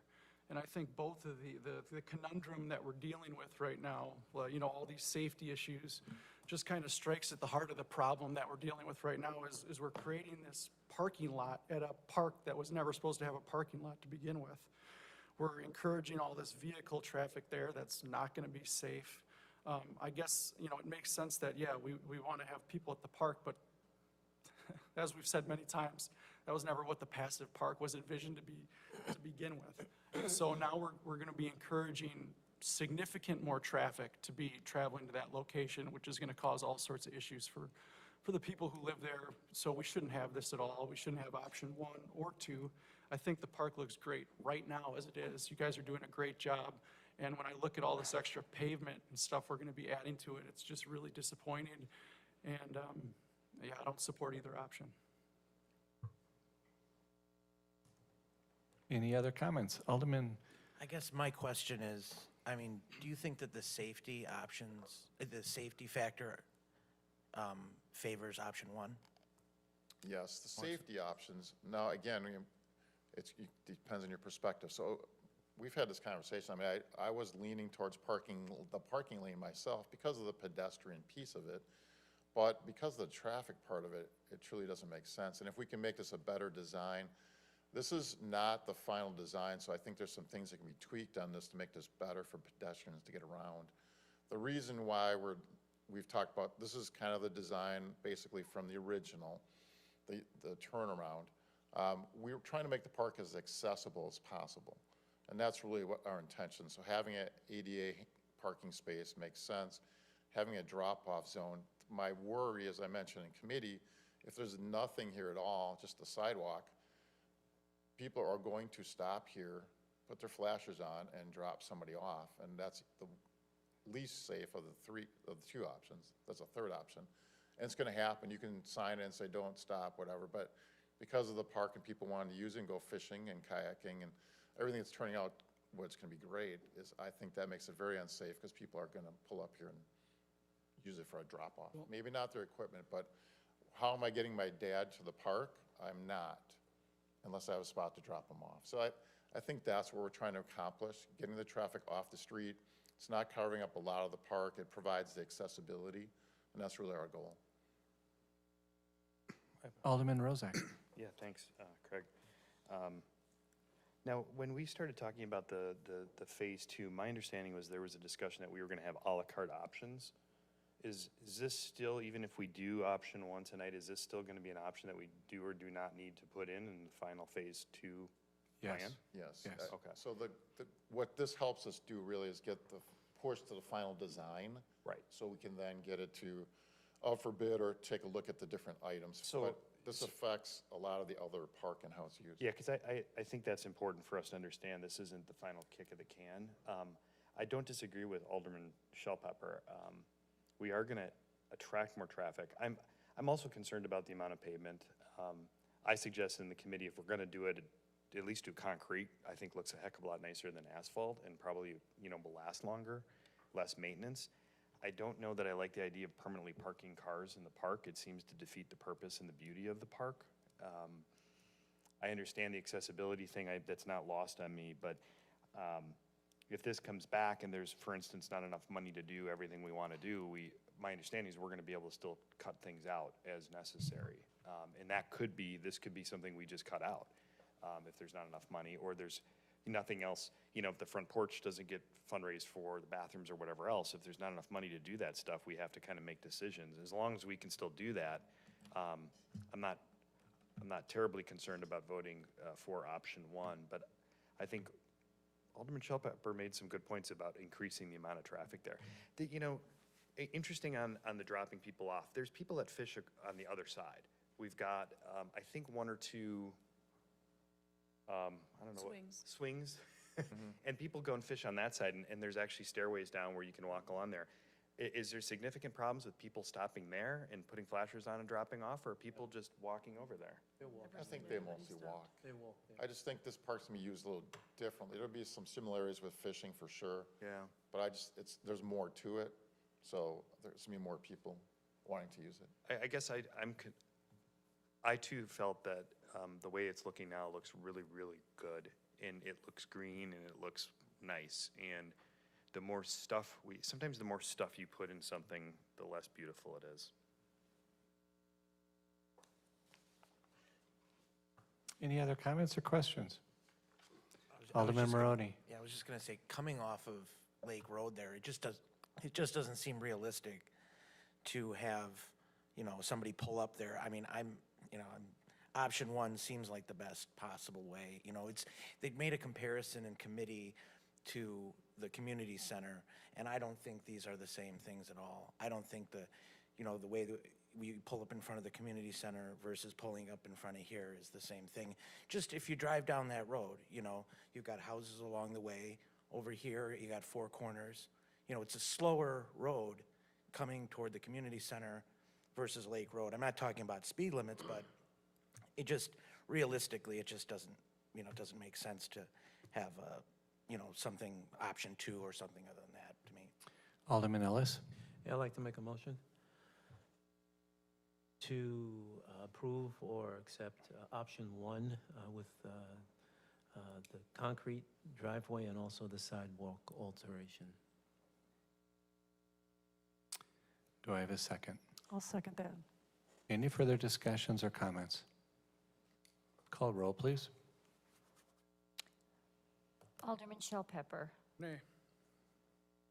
Alderman Maroney. Aye. Alderman Douglas. Aye. Alderman Rozak. Nay. Alderman Altman Cloth. Nay. Alderman Ellis. Aye. Alderman Spiegelberg. Aye. Alderman Mulder. Aye. Okey-dokey. Okay, on to our next item. Consider act on resolution 23-R3144 approving the John and Lavinia Rockwell Park Phase 1 final construction charge over order and budget amendment. So again, council, this is a budget amendment. Yes, so as we mentioned in committee, we are finalizing the last pieces of the park. I'm glad people are appreciating what it's looking like. I think it looks fantastic. It's going to be, I've already seen many kayakers and paddleboarders using it, using the kayak launch in Portage as we spec'd it out. So we're excited about that. So ultimately, we've come to the final charges for this project. The nice thing, this note is for the base bid, we're about $3,700 under it. So Yankee did a nice job to keep their cost in line. The increases, we did have one change order back in April, and then tonight I'm asking for $6,269.59. It's to the exact penny. This is for the things we've moved from Phase 2 into Phase 1, which includes the boathouse, rehab, the concrete sidewalks, the flagpole, the railing that will be in. And this money all comes from our DNR grant that we have received. So asking for that, this will finalize us with a Yankee contract. And once the railing gets in, we'll pay them the rest of their money. So that's what we're asking for. So it is a change order, final change order, and a budget amendment ask. Comments or questions for Mr. Hepner? Like to entertain a motion? So moved. Rozak, second. Any further discussion? Call roll, please. Alderman Shell Pepper. Aye. Alderman Maroney. Aye. Alderman Douglas. Aye. Alderman Rozak. Aye. Alderman Altman Cloth. Aye. Alderman Ellis. Aye. Alderman Spiegelberg. Aye. Alderman Mulder. Aye. On to consider act on resolution 23-R3145 awarding the Conomowoc pickleball lighting contract and approving the budget amendment. And again, this is a budget amendment. Mr. Hepner. All right, last item in this committee. Our pickleball complex is doing great, and the final piece was putting in the lighting. So we sent this out for bid. We did receive 5 bids back. We asked for an alternate deduct potential, which would be a different light fixture and pole. The 3 companies that submitted that had the same product, which was easy to compare then. And with that deduct, the low bid is Lions Electric at $76,985. MSI General has been helping us with this project, and they've reviewed the specs, and they've worked with Lions before, so we recommend working with Lions. And again, this funding comes from the Lake Country Pickleball Club, so no city dollars are used, and they'll be paying for the entire product. So We're asking for that plus the 10% contingency, so total project cost of $84,683. Questions or comments from Mr. Hepner? I'd like to entertain a motion. So moved. Second, Shellpepper. Any further questions, comments? Call roll, please. Alderman Shellpepper. Aye. Alderman Maroney. Aye. Alderman Douglas. Aye. Alderman Rozak. Aye. Alderman Altman Cloth. Aye. Alderman Ellis. Aye. Alderman Spiegelberg. Aye. Alderman Mulder. Aye. Thank you. Thank you. On to utilities. Consider act on resolution 23-R3143 awarding engineering design services contract for the septic receiving station project. Mr. Freeber. Thank you. The wastewater department requested proposals for the engineering of the septic receiving station. We advertised it May 4th, May 11th. We had 7 firms request the documents, 3 sent back in their bids, or their RFP results. We use the city's QBS process to take in, review the professional services. After the technical sessions, Applied Technologies was the best. And then after we added the contract cost, Applied Technologies was still the highest ranked. So we're recommending Applied Technologies to do the septic receiving design for $164,000. Questions, comments from council? Motion to approve as presented. Second. Any further comments? Call roll, please. Alderman Shellpepper. Aye. Alderman Maroney. Aye. Alderman Douglas. Aye. Alderman Rozak. Aye. Alderman Altman Cloth. Aye. Alderman Ellis. Aye. Alderman Spiegelberg. Aye. Alderman Mulder. Aye. On to our next item, which is Plan Commission. Consider act on the certified survey map affidavit of correction, instrument for CSM 11518, amending the vision corner on Lot 2, located at the southeast quarter of Commerce Street and Unity Drive. Mr. Gallo. Thank you, Mr. Mayor. We have a affidavit of correction of a certified survey map that was approved several years ago on Lot 2, as mentioned. It's right here. They did show a vision corner that was 50 by 50. Staff does feel that's excessive. I think these are minor streets, and it is a stop sign intersection. 15 by 15 would be appropriate. The applicant would like to put a sign at that corner, and 50 by 50 puts it way into the property. So they would ask that the sign would work at 15 by 15. So the affidavit of correction removes the 50 by 50 vision corner and changes it to 15 by 15. So this did go through Plan Commission. They made a motion to approve the affidavit of correction, changing the vision corner to a 15 by 15. Questions, comments from council? I'd like to entertain a motion. So moved. Second. Any further questions or comments? With none, call roll, please. Alderman Shellpepper. Aye. Alderman Maroney. Aye. Alderman Douglas. Aye. Alderman Rozak. Aye. Alderman Altman Cloth. Aye. Alderman Ellis. Aye. Alderman Spiegelberg. Aye. Alderman Mulder. Aye. And to consider act on ordinance 23-01048 to rezone lands to TR Traditional Residential District located at 208 South Franklin Street. This is the first reading.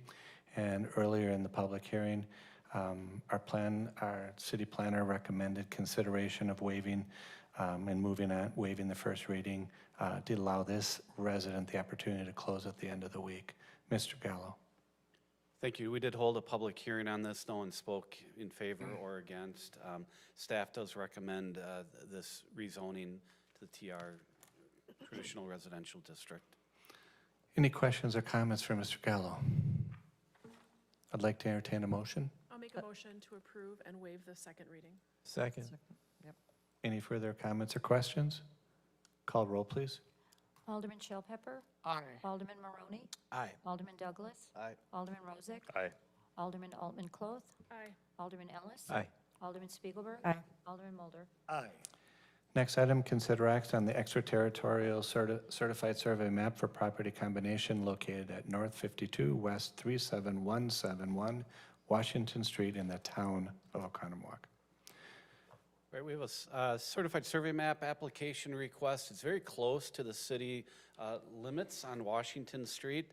This is a combining of several parcels and remnants. This little piece down here, as well as this area over here, is being combined. They would like to put an outbuilding in, and when they went to get their permits, the town and the county told them they had to combine into one lot with a certified survey map.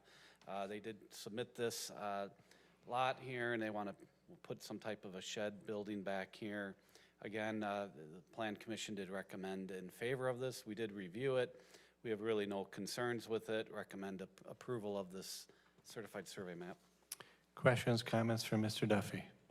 Except for we have Mr. Gallo sitting there. Sorry about that, Bob. Almost gotcha. I do have a question for Mr. Duffy. No? You're out of order. Any comments or questions for Mr. Gallo? I'd like to entertain a motion, please. So moved. Second. Any further consideration? Call roll, please. Alderman Shell Pepper. Yes. Alderman Maroney. Aye. Alderman Douglas. Aye. Alderman Rozak. Aye. Alderman Altman Cloth. Aye. Alderman Ellis. Aye. Alderman Spiegelberg. Aye. Alderman Mulder. Another Plan Commission item, consider act on another extraterritorial certified survey map for the property combination located at West 355, North 6106, Schooner Court, again, Town of Oconomowoc. Another certified survey map to combine lots. This one's a little further from the city boundaries, but we do have a 3-mile extraterritorial review jurisdictional area. This is clearly someone's building across 2 lots, and they want to do an upgrade to their front porch out of all things. They went in for a building permit, and they weren't allowed to do that until they combined the lots. Their house currently straddles the lot line. I'm not sure how the building permit was issued, but they were asked to combine it. So this is what the new lot would look like. It would be 1.5 acres. Staff did briefly review it. We had no real issues with this. Recommend, the Plan Commission did review this as well. They recommended approval to you. Questions or comments? I'd like to entertain a motion, please. So moved. Second. Is there a second? Second. Okay, thank you. Any other questions? Call roll, please. Alderman Shell Pepper. Aye. Alderman Maroney. Aye. Alderman Douglas. Aye. Alderman Rozak. Aye. Alderman Altman Cloth. Aye. Alderman Ellis. Aye. Alderman Spiegelberg. Aye. Alderman Mulder. Aye. Last Plan Commission item is consider act on conditional use permit for Store-It-Right storage facility located at the northwest corner of Blue Ribbon Circle North and County Trunk DR. Mr. Gallo. Right, we held a public hearing for this. This is for the conditional use permit. Mini storage is allowed in the business park zoning district, but it requires a conditional use. We went through the standards. I showed you on the slides that it does conform with all of the required standards that the city established for mini storage use. So we did draft a conditional use permit. The Plan Commission tweaked a little language. I highlighted the changes in your packets with bold print is what was added new, and I'd be happy to answer any questions about that. Questions, comments from council? Mr. Rozak. Yeah, the only question I had is on page 2 of this, there's parking, proposed 13 stalls, code was undetermined, and then compliance to be decided. That seems a little odd. How do we not know what the code is required for? That's a great question. We do have a code. We do know what it is. It says it's a number of parking per the number of units. I think it's 1 stall per 50 units. We don't know the number of units. That's the problem. They don't have a final plan. You can see these 4 buildings. So they have enough parking. So what we did was we capped the total number of units. We said you just can't exceed, like, is it 350? I'd have to double check that. To conform with the 13 current stalls available, right? So if they added more units somehow, they would have to add some more parking somewhere. Right. Correct. We took a different approach, and we said instead of how many stalls do they need, we don't know that, but it's 1 stall for every 50 units. So they're getting capped at, actually it's 450 storage units is their cap. And they can build this by right there in that zoning district. And I will note that the landscaping plan looks like they actually are exceeding what our minimal requirements are. I think landscaping is one thing that makes these kind of units look nicer. We've done that in other storage units around here where we've done significant landscaping around them and they look pretty good. So I'd encourage our staff to make sure we monitor that like we are trying to do with some of the other projects in town who I think landscaping is subpar at best and not fully in compliance with what we granted. So as long as we keep our good eyes on it and they plant what they're going to plant and they make it look nice, I think it'll be a good project. Any other comments or questions for Mr. Gallo, or the applicant is also here today? I'd like to entertain a motion. So moved. Second. Any further discussions or comments? I'm going to make one comment that was discussed at Plan Commission just to put it in front of mind. This type of building is permitted by use. The question we have as council and as plan commissioners is what is the best use? And we have that all over the community. It would ideally be nice to have more industrial buildings and more buildings that actually generate significant jobs. The applicant's done a spectacular job in what they've presented, but I felt that that comment from the Plan Commission should be brought forth to the council so that you're aware of it. Any other comments or questions? Oh, I couldn't agree with you more, Mayor, and I think you compared what we have going on here and some of the other areas from that, not the applicant who has done a great job, but the owner of that land. You compare that to what we have going on at Olympia Fields and Old Highlander, and it's just like night and day as the type of engagement and investment that we're getting. So couldn't agree with you more. It's disappointing to see this, you know, that we continue to not see job generating, revenue generating, you know, opportunities on that land. But I appreciate the applicant being here and looking to be a part of the community. It seems like a unique opportunity for us, so. Alderman Rozak? Yeah, I have actually an interesting comment with regard to that. So the planning commissioners or someone on the planning commission made the comment that there could be a better use, but did the planning commission still approve this? Yes. Okay, so the planning commission made comments, but yet didn't do anything about it. They just made the comments and still passed it unanimously? One commissioner made, or Well, it's by conditional use permit. I mean, this is a judicial hearing that has objective standards that you're supposed to comply with. Is that the correct? Absolutely. So, I mean, If they meet the I got criteria, they problems, get the but they meet the permit. criteria. So what am I gonna do? I'm not gonna break the law, especially at the consent of the council. You don't want that kind of use, change the law. Right. Well, and I'm all for it. I think a storage facility out there with the Roundy's distribution center right across the way is, you know, that's probably what you're going to get out there. That's kind of that area. That's what we have in our code. So that's why I asked the question about what the planning commissioners asked. Because if they're saying those comments, but then not suggesting to the council, hey, we need to work on our CUP requirements, or we need to work on an ordinance, because we think you could do better on some of the development, they need to let us know that, and they need to take part in that process. But I'm happy for them to be here. It's gonna be a really good tax base for the city with no impact on our schools or anything else, so. any other questions or comments? Call roll, please. Alderman Shell Pepper. Aye. Alderman Maroney. Aye. Alderman Douglas. Aye. Alderman Rozak. Aye. Alderman Altman Cloth. Aye. Alderman Ellis. Aye. Alderman Spiegelberg. Aye. Alderman Mulder. Okay, on to our next, we're going to go on to unfinished business or old business. Consider act on the Lac La Belle Club's use agreement with the City Beach parking facilities. And I believe we have a representative from Lac La Belle that would like to make a comment.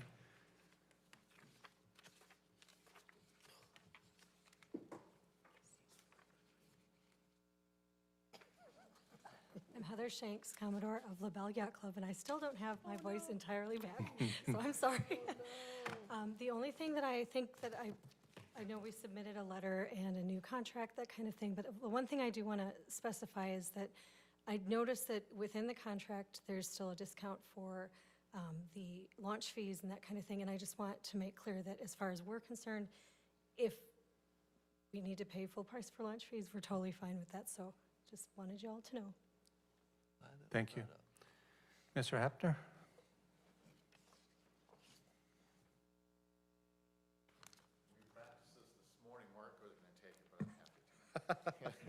He wasn't at the practice. But the mayor missed the practice. Told me. No, we have, So the LaBelle Yacht Club did submit a letter, and the agreement that we gave them was kind of the old standard one, but we were gonna recommend the same. I think that came up at the last meeting, so if they would pay the full $8 launch fee per boat, that makes a lot of sense. We still can collect it ahead of time and make it one check so they don't have to go through that process. It speeds things up. That makes a lot of sense. The rest of it, I think they're well aware, and everybody else is well aware. We have 2 weddings that weekend. That's been the issue from the beginning. So they're well aware that they can't use the grass space, and the transient piers immediately during those specific hours, which is Friday, August 4th from 3:30 to 5:30, and the same on Saturday, August 5th. But other than that, the parking can be handled in the same space that they've used in the past. The $8 launch makes sense. And I think as we look forward to reconstructing the boat launch, if there's going to be a need for parking or something worked out, probably will be a fee associated with that, but we're not asking for that tonight. So staff is good with how we're set up, but if you have questions, I can attempt to answer. Questions or comments from council? Alderman Rozak. I appreciated her comment because that was going to be my change, which is I don't think they should get a break on the permit launch fees. So I don't know how we recraft that, if we just pull that out tonight or you recraft that. They want to do one check, and then if there's something, you know, we end up having 50 boats instead of 45 or whatever, that they pay the difference. I don't think they should have any, you know, especially with people from out of the city, they shouldn't pay any less than anybody else launching a boat. So I'm okay with this. Is this actually the permit that they're signing? This isn't the permit, though. This is like a separate side, like, agreement we're doing. with Right, them, there's a general agreement, and then there was 3 separate, I'll say, specific condition sheets they sign. Okay. Because there's 3 different regattas. Right. So the one's already passed in May, they have the children's one coming up right after this one. Right. So this is really, the last one is the August 4th through 6th that we've working through. So what I would recommend, they have signed this, but it wasn't necessarily cleaned up perfectly, so we could make that change. I think they can re-sign it. Okay, yeah, as long as you don't think we need to do any kind of motion on that. I'm Not on the agenda to take any action, is it? Yeah, it is. Consider act. Oh, consider act. Okay. Yeah, because you have to You approve can it. make the motion with the recommendation of With the the $8 launch fee for all boats. Yeah, that's what I would do for all. And then the question I think still was left unanswered was, did they actually do the permit, or did they not do a permit? Just Yeah. curious. Yeah, so just so everybody's clear, they have signed permits in the past. And Did they still refuse to sign the permit here? No, they did sign it. Okay. So they are okay with it. Okay. I think there was just some confusion on their Okay, side. good. So they Then I'm have happy signed it with in the past, just like everyone else does that uses any They of need our to be park treated like everybody else. Perfect. And the permit is the same as like what we've done for other events on the water, like the triathlon, for example? Yeah, I mean, they're all obviously different because they're different uses of pieces. But yes, this one specifically calls out the parking on the grass area and part of the gravel, and then the boat launch fee, and then what times they can't use the area in front of the community center is specifically spelled out. So as long as they follow all those directions, staff is fine with it. So I guess I'd like to entertain a motion. I'll make that motion to approve, I guess, the use agreements for the 3 different three different times, with the understanding there'll be amendment, and they'll pay the full boat launch fee for each boat. Second. Any further discussions or comments? Alderman Spiegelberg. You talked about the use or non-use of the green space, and that, you know, there are weddings and showers going on, and I know I reached out to Paige on that. But how is that policed? So the space that they use for the trailers is the old community center, grass space and gravel. We actually sign it, so it says for sailboat park, trailer parking or something like that only. Okay. And they will just use that, because that's very convenient for them, and no one else really can use that space. Okay. So we're not taking up parking spaces per se. Okay. So but it's not the grass space immediately behind the community Okay. center. Any other comments? Okay, call roll, please. Alderman Shell Pepper. Aye. Alderman Maroney. Aye. Alderman Douglas. Aye. Alderman Rozak. Aye. Alderman Altman Cloth. Aye. Alderman Ellis. Aye. Alderman Spiegelberg. Aye. Alderman Mulder. Now we have Mr. Duffy.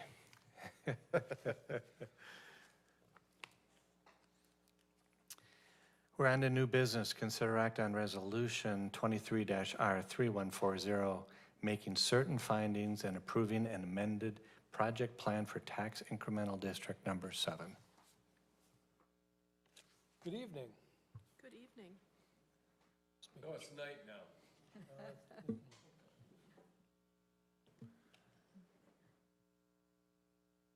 Well, this evening, we will be acting on taxing, the amendment to tax incremental financing district number 7.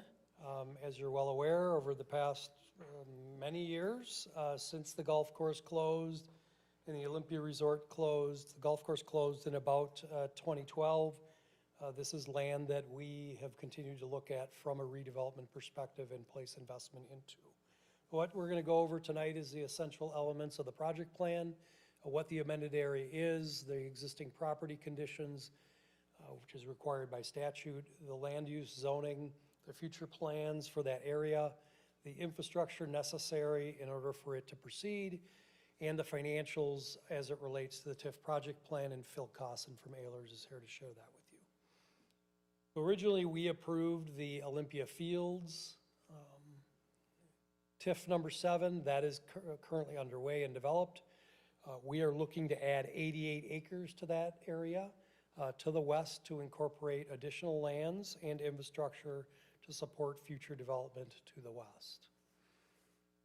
These are the specific parcels that we're looking at adding to the district as it relates to the overall development. They will be modifying the parcels that exist there today. Plan Commission and Council have actually already approved these CSMs that make up this area to be included in the tax incremental financing district. As required, and if you recall, we did a redevelopment plan on this, within this area through the Community Development Authority, of which this body approved. We held the public hearing. The CDA actually certified that redevelopment plan this evening at their meeting. Of those total 88 acres, 45.72 exhibit blighting influences for a total of 51.78% of the area, which is required by statute. So these are some of the lands within there and that parcel analysis. We have to go through and identify those individual blighting influences, identifying those areas that are generally stagnated, vacant, and underutilized in the community. And these are just some of those images: the sports complex, the former golf course. The ski hill is actually a very unique situation in the fact that the cell phone tower is actually under a lease by somebody else who doesn't own the property, so it encumbers the overall real estate. Through our various conversations as a city, we've also looked at this as an opportunity to extend infrastructure, primarily the infrastructure related to the future potential extension of the Oconomowoc Parkway. Because of that, we've included several parcels in the Briarwood subdivision. These parcels are solely in there to extend within the half-mile radius necessary under statute for the Oconomowoc Parkway connection at Silver Lake to be incorporated into this project plan. This project plan does not by no means identify any of the parcels in the Briarwood subdivision as blighted or have any blighting influences. It's required by statute what the existing land use, as I indicated before. This was a golf course. So again, it really was in a holding zone from a zoning perspective, and then there was multi-family zoning throughout that area as it operated and existed in the past. So again, this would be the amended district boundary to incorporate into the project plan as we move forward. Look at the total area. There's about 236 acres that make up this area as the Basari Trust controls is looking to transfer or sell to Newman Development. So there's several different development proposals happening.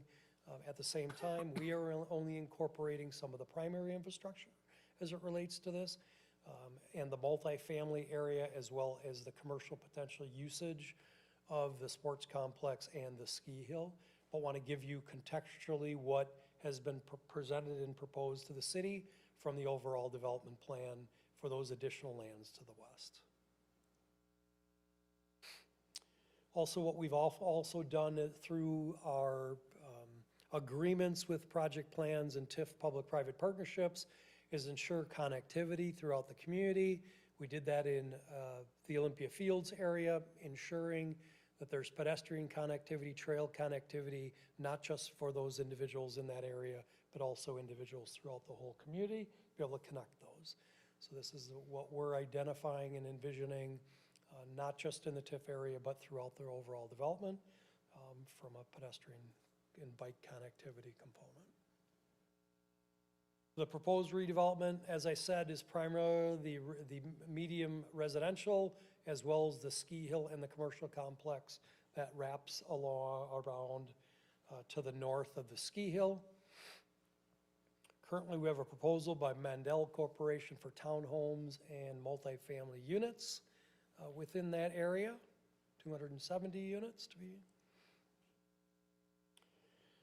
So part of the project plan is $8.3 million of project costs. I'll walk through those critical investments, and then Phil will actually share those diagrams and tables from the project plan. So some of the primary infrastructure is the connection of Pabst Road to the Oconomowoc Parkway, as well as the bridges necessary to cross what we call the Snake Pond, or the old irrigation river that ran through the Olympia Golf Course.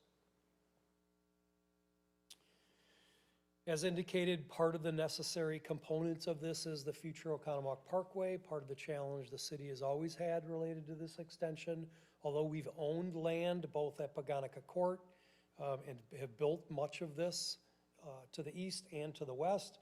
This has been the area of concern and issue because it's actually retained and owned by Paganica Golf Course.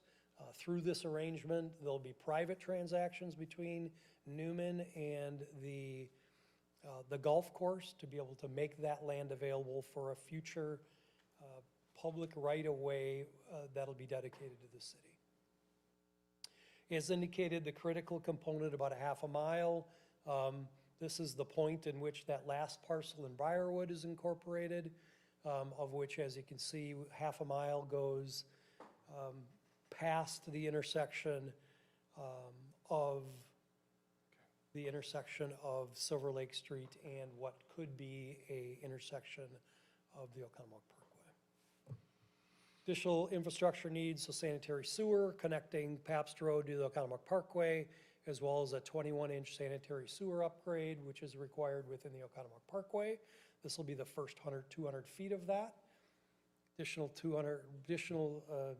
improvements will be done to the east as part of the special assessment conversation we had earlier this evening.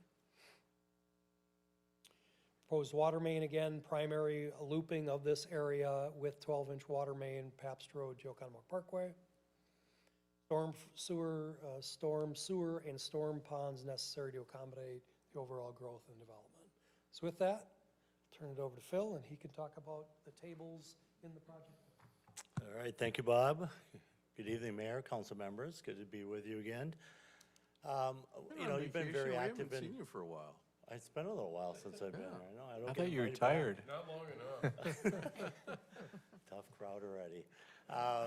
You've been active in TIF for a while now, and even though you've been active, this chart really kind of gives you a good feel for the fact that you have a lot of capacity left. So this doesn't prevent you, this project won't prevent you from taking on other projects in the future if you choose.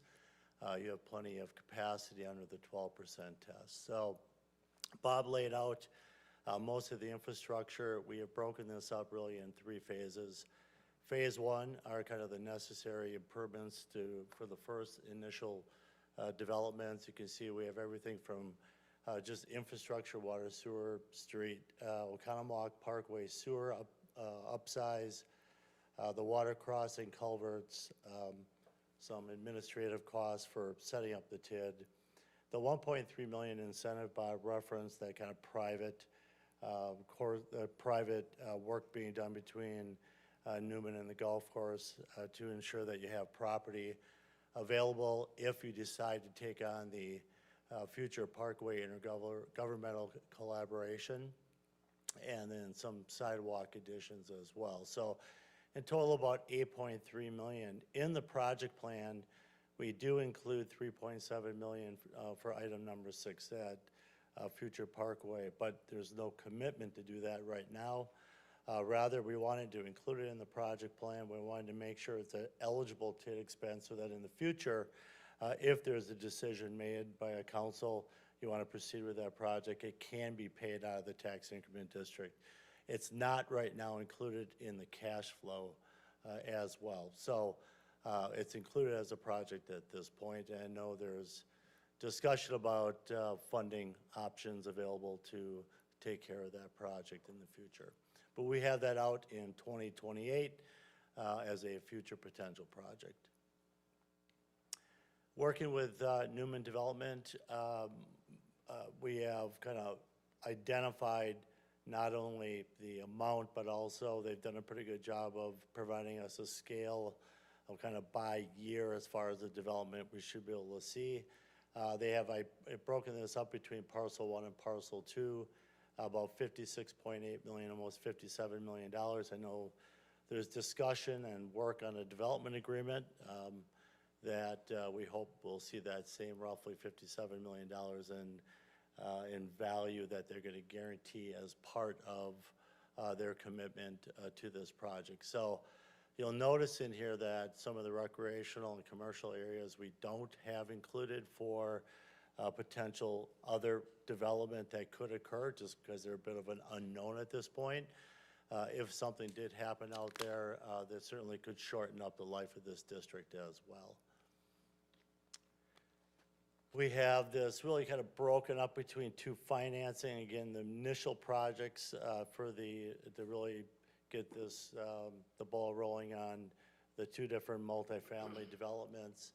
And then the taxable issue, probably in 2024, that would reimburse back through an incentive Newman Development. So again, we don't have that future parkway out here improvement, but taking into account this roughly $5 million that would be borrowed, given the development they have projected, we show this district, or this amendment closing out very quickly. If you recall, and you probably wouldn't, but if you look back to the original tax increment district when it was created for Wangard, we had shown a district closure of about 2039 for the original area. This area would close out as early as 2034, and the impact of that is it does shorten up the overall life of the district when you don't take into account the parkway by 1 additional year. So we'll see where rates are. We still feel very comfortable, even though we put this together a while ago, as far as estimated interest rates for both the tax exempt and the taxable issue as well.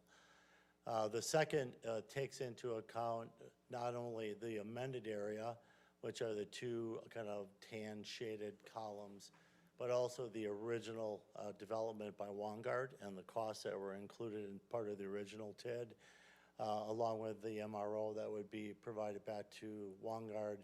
And again, as you can see, this closes out as early as 2038, well early than the allowed life of the tax increment district. So as anticipated, very kind of healthy project. That's part of the negotiation that's been done with Newman to make sure that they understand that there's a significant component of this that'll be their responsibility, and that the city is willing to take on some of the initial costs, but with the eye on closing this out early, as is usually one of the goals of the city.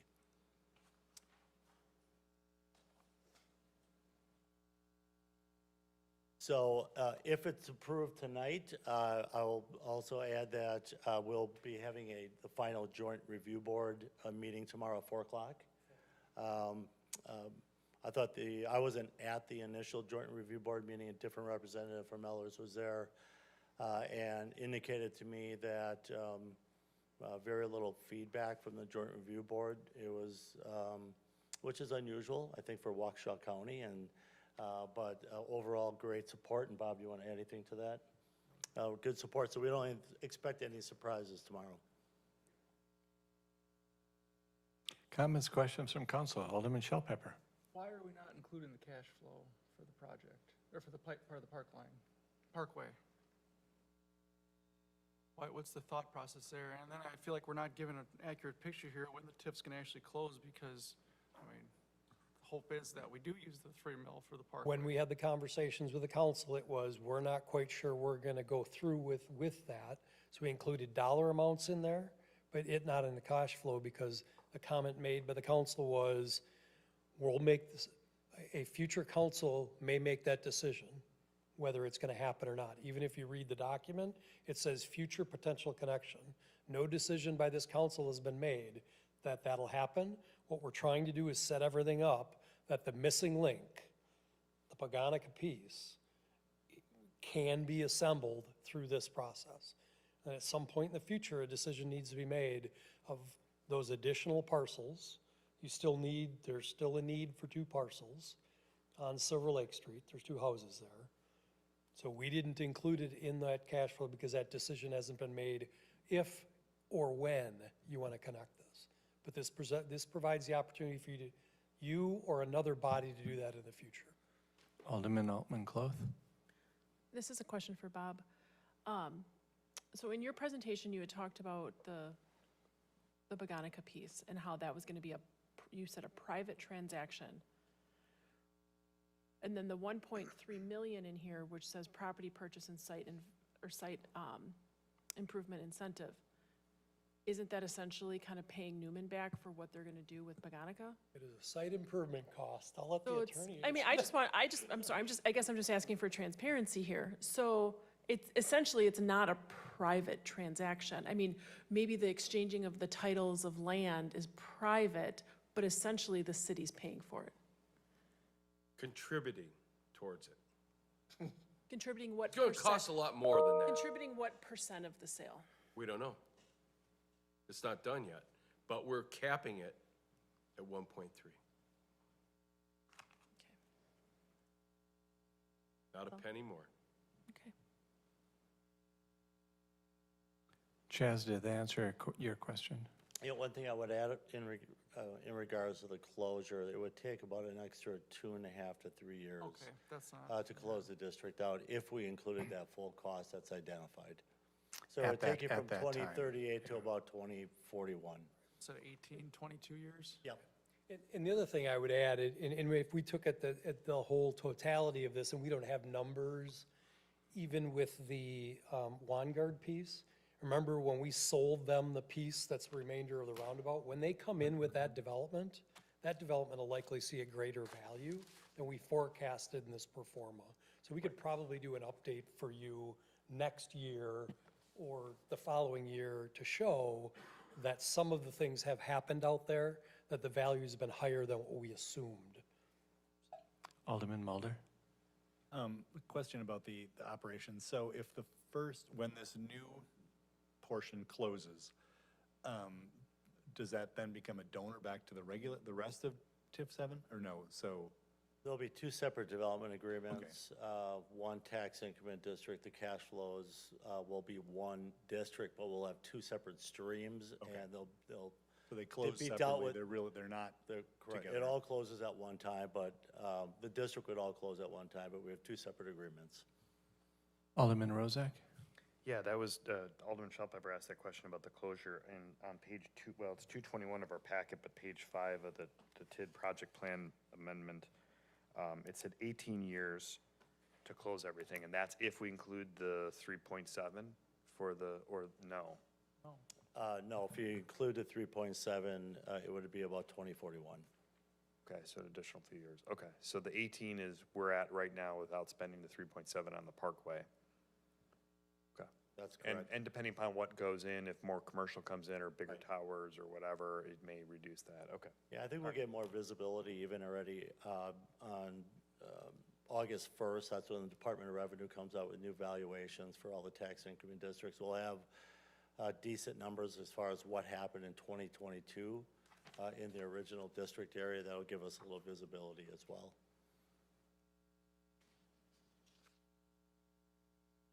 Important vote. Any other questions? like to entertain a motion. So moved. Rozak, second. Any further comments, questions? Call roll, please. Alderman Shell Pepper. Aye. Alderman Maroney. Aye. Alderman Douglas. Aye. Alderman Rozak. Aye. Alderman Altman Cloth. Aye. Alderman Ellis. Aye. Alderman Spiegelberg. Aye. Alderman Mulder. Aye. On to our next item of business, consider act on the temporary use permit for the Lake Country Dockhounds fireworks display at the Wisconsin Brewery Company Park, 1011 Blue Ribbon Circle North. Mr. Gallo. Thank you, Mr. Mayor. This is a temporary use permit. I'll give a little history and then we'll go through the request with you. The property is the Lake Country Dockhounds at the Wisconsin Brewing Company Park. The red dot on the screen there with the parcel highlighted in yellow is the subject property. You can see it's adjacent to I-94. It's in the industrial park. No near residences in the near area there. The red dot is the approximate location that they'll be asking to have a fireworks display launched there. How did we get here? Well, back in 2020, 3 years ago already, we approved a conditional use permit for outdoor recreation. At that time, it was decided by the council that fireworks were prohibited on the property unless the applicant obtains a temporary use permit approved by this body, Common Council. Any use of any fireworks should also be reviewed and approved by the Western Lakes Fire District prior to setting off. So they need a temporary use permit. They provided, they filled out an application. They provided the location map. Here's where they would be setting them off. They gave some distance requirements. They said it's about 500 feet from the highway, 450 feet from the exit ramp. There will not be any debris chance hitting vehicles at that distance, and there's some trees coverage, tree line and building to the west. So you can see the trees. This is where they'd be launching them off. Trees would be hitting. They feel they would be below the trees, but we'll get to that. They did provide a certificate of insurance, and we've been working very tough, hard and long with the applicants on this. It's been a joint effort. There's been police and Western Lakes Fire District and planning, and other departments have been involved. They did a test run back on June 12th. It was a Monday evening at 9 o'clock. They did launch a 2-minute exercise to see, and the police and the fire district did witness that. We wanted to see what we were getting into. Since they are approving bodies, we also reached out to the Department of Transportation. We arranged a meeting in Waukesha with the Department of Transportation officials, since it is adjacent to I-94, which is under their jurisdiction.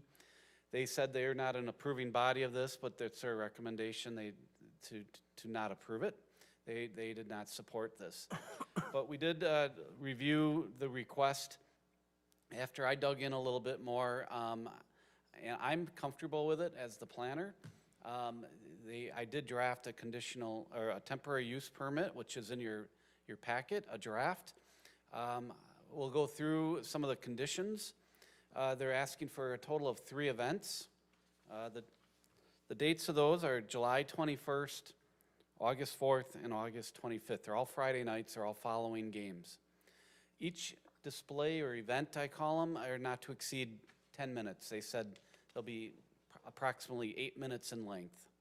And the mortar size was real important. At first, I didn't say what size they were. This depends on how tall they can go, but they're not going to go bigger than a 2-inch mortar. Much of the commercial ones that you see are much bigger than that. So the city and the police may cancel shows due to weather conditions. This is real important. We've got a concern from the adjacent property that they're nervous about wind direction. If a wind is blowing a certain way to the east, could the the ash from the land on their roof and start a roof fire. So the condition is not only wind, but any dry conditions, if it's raining out, if it's windy, if there's swirling winds. I didn't want to give a specific direction. I just said any wind, the police or fire could cancel it right up to the start of the event. A condition is that they shall notify the neighbors 1 week in advance of each event. The dates may change because there could be a rain makeup date.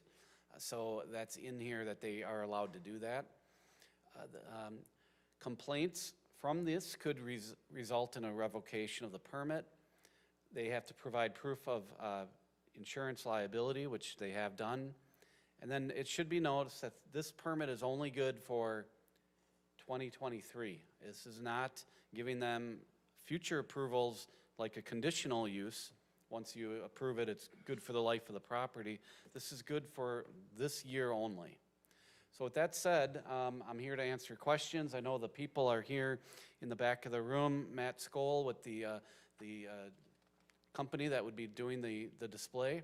I'm recommending approval of the temporary use permit with the conditions as drafted in the permit.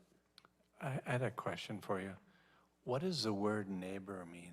Yeah. Is it adjacent buildings? How are they going to notify, if you could just clarify that? I was thinking direct adjacent property owners. So it'd be the neighbors to the east and then to the south, east and west. Okay, thank you for the clarification. Alderman Spiegelberg. So the 3 dates, and it says said events shall take place after the games. But as we know, games can go long. Can we put a time limit on this? I mean, are they going to be, is there any idea of when this will be from a time standpoint? Well, the event, the display will be 10 minutes or less. No, I mean, But what time of night? Because, there is limits in the conditional use permit for the dock hounds of how late they can go into the evening. So they're, oh, okay, I do remember that, but what was that? have it right here. Okay. 11 o'clock. 11? Yeah. Friday nights. We're going to let them shoot off fireworks at 11 o'clock at night? Or later. Alderman Mulder? The location of the park and hearing that the DOT was, I don't know how strongly against this they were. Chris, I'd be interested in hearing your opinion. It feels like a huge distraction for 10 minutes trying to get off that ramp, which actually I take all the time. You come off it very fast and you have to take that fairly sharp curve to the left and oftentimes slow down quickly. And then adding the distraction at night of 10 minutes worth of fireworks right there. I don't know how many cars would be exiting there, certainly, a couple dozen. It feels like we're inviting a problem. And I don't know that the benefit outweighs that, I guess. So and the only way to find out is do these and see if we get an accident. It just feels like a risk we're taking unnecessarily, that just because none happened this year, I still wouldn't feel comfortable next year giving the requirement, because it only takes one accident, somebody turning around rear, I don't know. It feels dangerous to me. Alderman Altman-Cloth? I think my questions are more geared towards, I apologize, something is in my eye all of a sudden, towards our fire chief. Can he come up?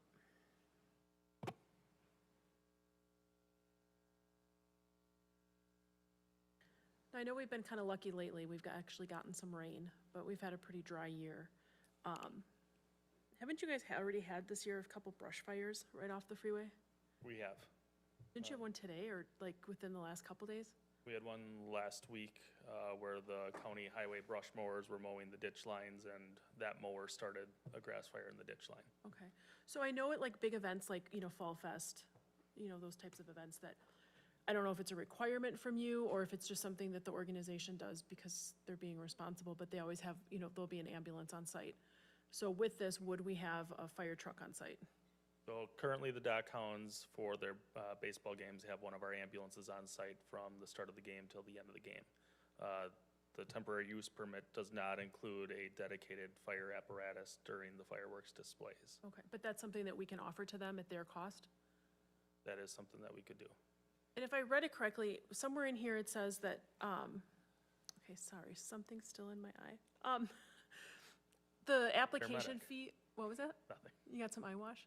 The application fee for fireworks is $100. I'm gonna look at Diane Conan. I believe that's what I read. The in application fee is $100. here.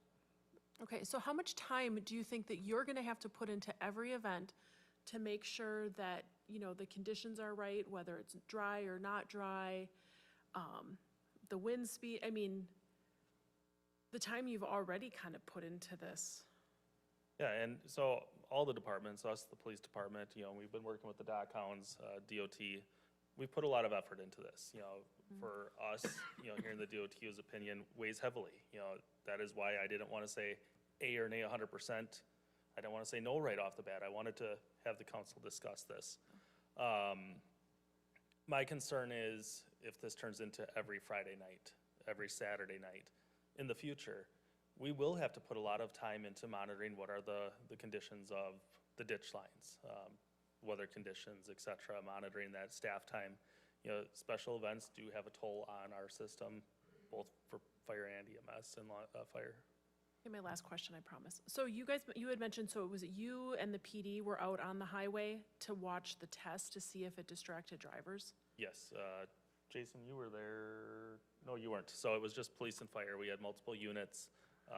I went out to I-94 at Golden Lake Road. We had a unit staged on I-94 right outside of the dock hounds, just west of 67. We had a unit east of 67, and then we had somebody up on the bridge, and Deputy Chief May, who handles our fire prevention and community risk reduction, he was on site looking at the setbacks and worried about the people in the stands. Okay, so, Police department had 3 and now units out as well. I know you guys said that you didn't see anybody, you know, breaking, but it was also just like, what, like 3 random ones set up like every 2 minutes, not like a grand finale, you know, that you would see in a firework display. So if, you know, like a grand, in this, I just want your opinion, because obviously you can't say for sure, but if there was like a grand finale going on that close to the highway, in your opinion, do you think that could be a distraction to drivers?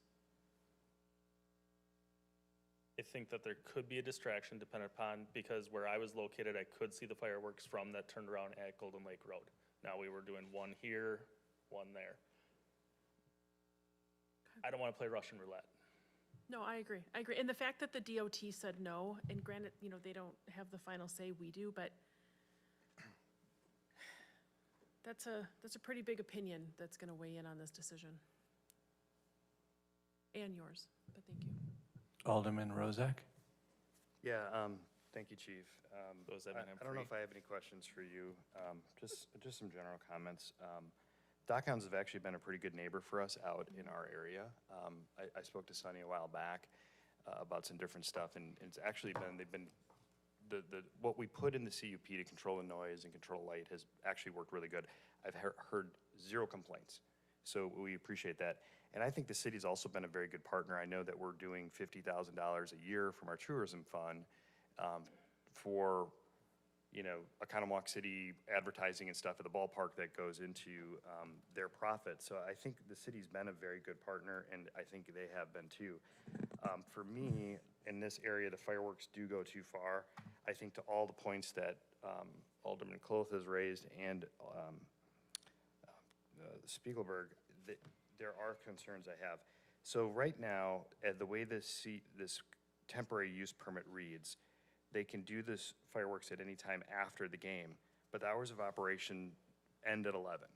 So, you know, I don't think we're being good neighbors to the neighbors, however that's going to be defined in this, to the folks that live out by me and the folks that live in Briarwood.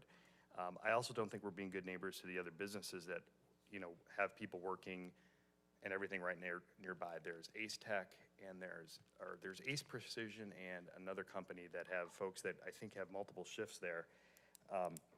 The test that was performed, which by the way, nobody told us about until it was, you know, pretty much on top of us. I was able to watch it and both hear some stuff by my subdivision, also watch some along the interstate. That test was barely anything. They're going to shoot out 100 to 150 shells, and again, 10 minutes long after the game is completed. They are allowed to go after 11, actually, pursuant to our hours of operation and our permits, if there's a weather delay. So are fireworks now going to be going off at midnight, at 11:30? I think those are really big questions. And look, I mean, at the end of the day, there are people that have lived in this community, in these areas for decades, that don't expect us to be approving things like this, I don't believe. I also, I guess, have a question for Stan. Can a temporary use permit exempt them from the noise ordinance? I'm sorry, I was talking to No, the that's clerk. okay. No. No, but can a temporary use permit like this exempt them from the noise ordinance? Yeah, So by doing this, we're essentially exempting them from the pulsating sounds within our because noise you're granting ordinance. them a special dispensation for that.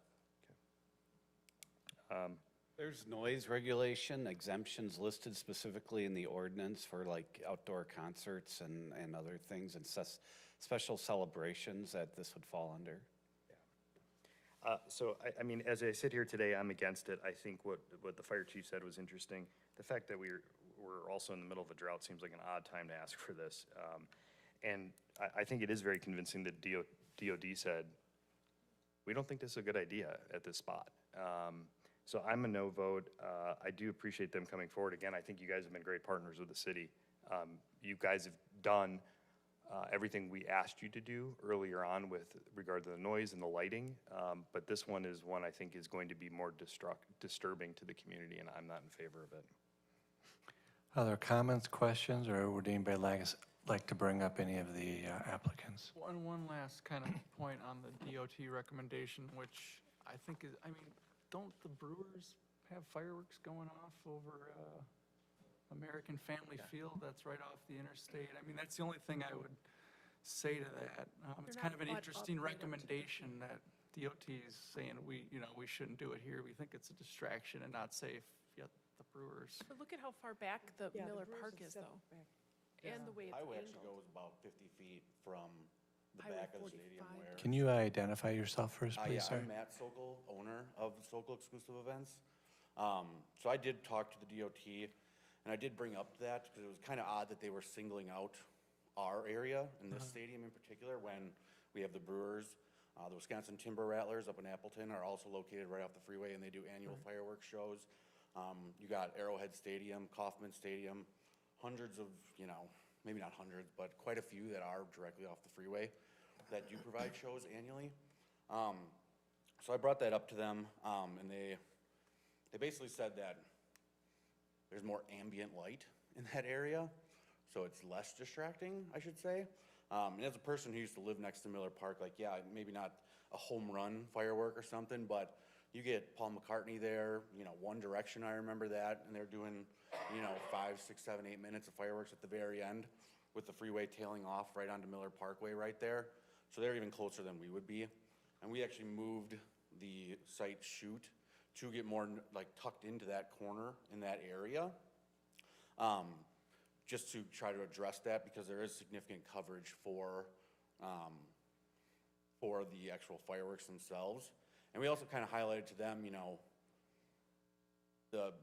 what the difference is between, like Upper Nabobbin does fireworks, and there's that about a mile stretch that's, completely exposed the lake right off there. And they're doing 1.3, which are a class above what we would be doing fireworks. So that's equally, similarly distracting. So there's a lot of inconsistencies basically in the DOT recommendation. I just, that's something I wanted to point out, and I appreciate that. Yeah, and with the time and stuff, so with the new pitch clock that is implemented in all of baseball, there is, I think Sonny can speak to that a little bit more, but the length of the games are a lot shorter, and we'd be happy to put something in as far as, we don't want to do fireworks after 11, we could put something in. He's saying that, average games are around 2.5 hours, which would put us right at around 9 o'clock with a 6:30 start time. And as far as the dryness, he put in the conditional use or the temporary use that obviously the fire and police would have the opportunity to cancel for any reason. But again, that's our number one concern, because as this being my business, we're not just gonna do it just to do it, we monitor, you know, we started this process 3 or 4 months ago, so long before we knew that we were gonna be in a drought season. And I've worked in the fireworks business for, 10 years now. So, the US Drought Monitor website is, quite frequented by me. So, and everything that, the safety information that we included with the packets and everything, that's all from the fire prevention code so yeah, all these stuff it's rated up to a 10-mile-per-hour wind. So prior to the show, we would always do like a test shell as well, where just because, obviously the wind on the ground isn't necessarily the wind that's up there. And we take all that stuff very seriously because this is obviously our livelihood and our business and our insurance that we need. So we would take all that stuff into consideration prior to the show. And, sometimes it's a hard decision to make, but, because we're going to spend hours and hours planning, setting up everything. And then, you get to 9 o'clock and either the wind picks up, starts raining or something like that, and then the show's canceled. But it's, it's part of the business. And in order to maintain our licenses that we have through, the ATF and through the state and our insurance, we have to make those decisions. Alderman Douglas. So you're using 2-inch shells. What's the height on that? So they go anywhere from, there's different classifications of fireworks. We're in the 1.4G, which is your consumer fireworks. These are shells that anyone can get right now from all different areas. It's just the diameter of the shells. So it's probably, 100, 150 feet. Just depends on, which types that we use. But we could always certainly, because I have a few different types that we use. So the shells themselves probably go up that high, but we also have some things that are non-breaking items. They're called like comets and mines, where they don't explode. They're just sparking effects that shoot up in the air. But yeah, I would say no more than 200 feet, but again, it's all 1.4 consumer fireworks that are the common ones that you're gonna see here in the next week, going off at all hours of the night. Yeah, I mean, I guess my input is the DOT does a lot of stuff that I don't like. They'd be kind of opposed to anything that's a distraction. Everyone sees it. There's an accident on the other side of the interstate, and everyone slows down on the other side because they just want to see what happened. So there's a lot of distractions out there. But I look at the other side too. Is we talk about 3 times a year isn't that much compared to some of the conditional uses or that we've given for outside bands that are there 10 times a year that I have to shut my windows so my kids can fall asleep, up until 11 o'clock at night. So them asking for 3, other places are getting 5, 8, to disturb the entire neighborhood. And this is actually, what we just talked about in the, the storage units. It's an industrial area. The neighbors aren't right there. So I'm actually in support of it to see how it goes for the year. And yeah, we did get the approval from, Sonny did speak with the direct neighbors who were there, the other businesses, and they were okay with it. And we do have, so basically when like the display fire code calls for 70 feet of fallout area per inch of shell. So we would need 140 feet. And to the next building in the back, we have over 300. And to the closest spectators would be, we have, I think it's about 240 feet. So we have, increased by at least 100 feet for extra safety precautions for that, because we're gonna have part of the grass area that I'm sure you guys are familiar with will be closed off during that display. And so I actually did also speak with the APA, which is the American Pyrotechnic Association, and the NFA, the National Fireworks Association. And the reason for that is, obviously they are team firework, because that's what they do. But the reason why their opinion was, I wanted to get their opinion on this is because they've also been responsible for passing 95% of the fireworks laws over the last 75 years. So they're very involved with safety and all these things. And, they quite frankly said, I've never heard of this before. They said they've never come across a DOT, recommending against it for this specific reason. And she also highlighted, the president also highlighted, the fact of, these multiple places that do similar things that are located directly off the highway. especially, you know, when we have a couple in Wisconsin themselves. She's found it a little bit odd that, you know, it's okay here, but not okay there. I'd like the chair to recognize a gentleman in the back row who, I think are you from Ace Tech? Ace Precision, I'm sorry. This gentleman said that they had talked to all the neighbors and they all were in approve it. I saw you shake your head. If you could come up to the podium first and introduce yourself. So council, anytime you want to bring somebody up on something, just let us know because we want to bring them forward. All on the spot here. I know. Well, because I looked at you, I know who you are, and I don't, my understanding is there were concerns from some of the neighbors about the fireworks. I contacted Deputy Chief. Can you identify yourself? I'm sorry. So my name is Dave Eubanks. I'm part of Ace Precision, who's a neighbor. So Sonny did contact us about the test shoot-off, which was greatly appreciated. But I did talk to Adam May, who's Deputy Chief, about some concerns that we had. We do have a 1,500-gallon oxygen tank that's outside of our building, and also our rubber roof. So we're not opposed to the fireworks. We're just concerned about our facility. So. Thank you. Thank you. Chief, could you come up and put in perspective what was just shared to help us better understand?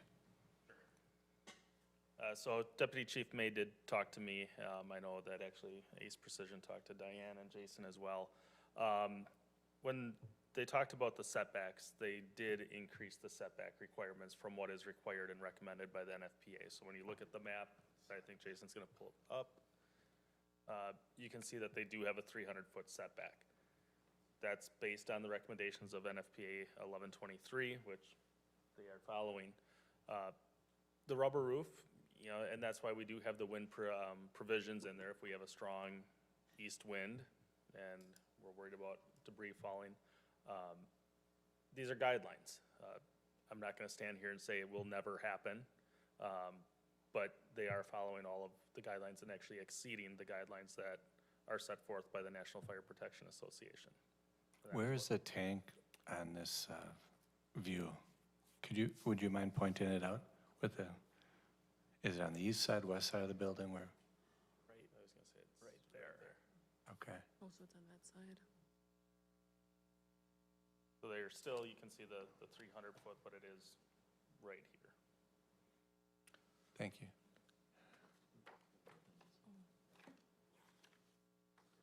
Comments from council? Alderman Spiegelberg. As far as neighbors, was Aurora Healthcare contacted?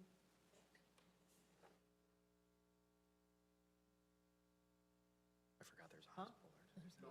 Imagine being a neighbor Just and wondering delivering. if there would be a concern from. Yeah, Sonny, do you want to come up? Do you have any comments for the council, please? Hello, members, good to see you again. I'm not going to be long. I recognize everybody's concerns. I think what we're trying to do is put as many parameters in place to minimize any of those concerns. So if it's a timing, a wind, a weather, we won't do them. We'll cancel the show. You know, I think globally speaking with our project, when we came for approval, a lot of people thought it's a Miller Park coming to their backyard. And I think we've shown it's not. It's a very small, humble facility. Same with the fireworks. These aren't Summerfest fireworks. They're consumer-grade fireworks. So they're not the loud, huge, big ones that you see in big fireworks shows. They're more the lake fireworks. Am I correct when I say that? The lake shows? Yeah, that's all 1.3. So we're trying to bring an element for the kids. You know, let's be honest, if the game's over and the fireworks show gets canceled, it's not our decision, it's weather. It's not in our control. So I recognize all of your concerns, respect them all. And again, maybe it's one show. Maybe we start with one, and if it's great, maybe we get the other two. So we're willing to be flexible if we get approved. So thanks for your consideration.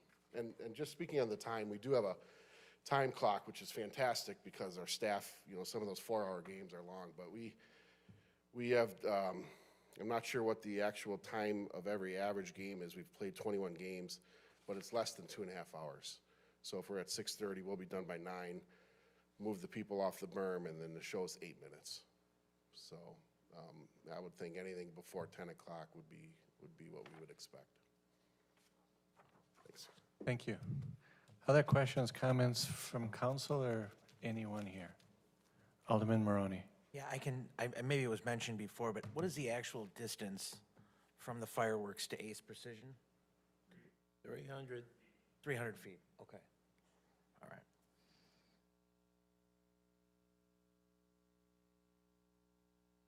So at the end of the day, Sonny, your intention here is just to be providing an extra layer of entertainment, do you think you're gonna be getting more people in the stands because of this? Is this like integral to your business model?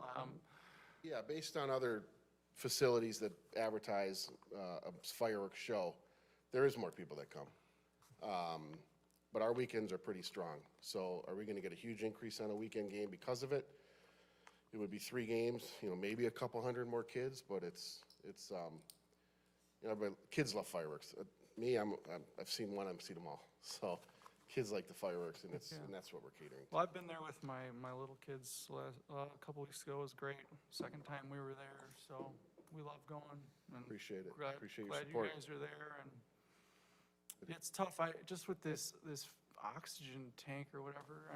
Man, some of these things feel a little nerve-wracking. I feel like it's kind of out of my lane if I'm getting hesitancy here from the fire chief, and your neighbor next to you is worried as well. Understand. I think what I'm sensing is people would love to have you have it, but But have concerns. Sure. there are strong concerns. Oh, I understand. Strong concerns. But I do feel that you've come across with it very professionally and you've tried to address every single issue. For council, just so that you're aware, as I did go out and watch these, so I was on the on-ramp going westbound on I-94 and I just parked along the side. Was that you up above? You saw me? That was me.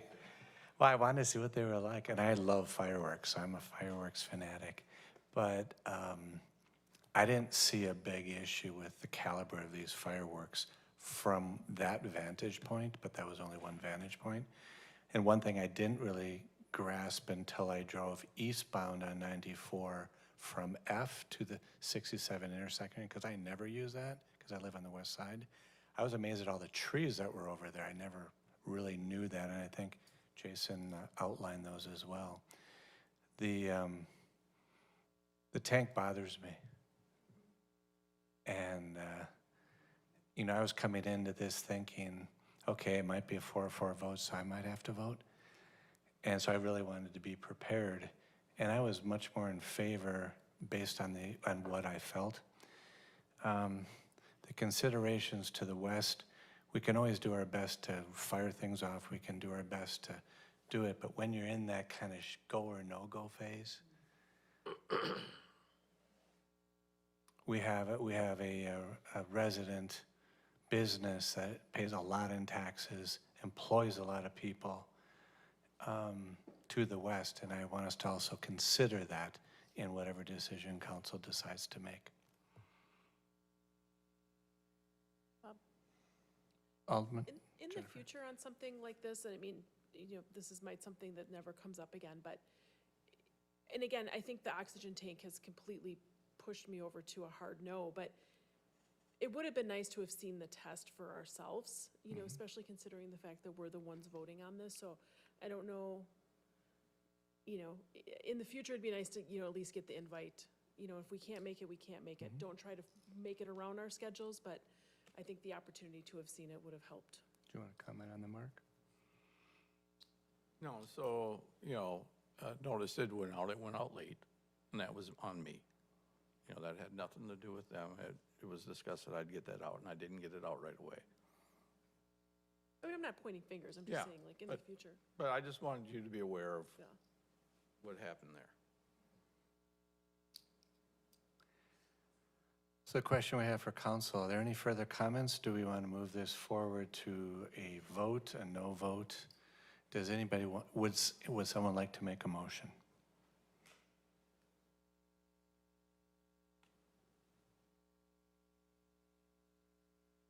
So I'm hearing no motion is being made. And so this is not moving forward, so we will move on to the next agenda item. Gentlemen, thank you for coming, and thank you for trying to do the best thing to try to make it work. On to our next item. Consider act on the preliminary resolution 23-R3118 declaring intent to exercise police power authority for special assessments, the Oconomowoc Parkway sanitary sewer preliminary assessments. Mr. Fry.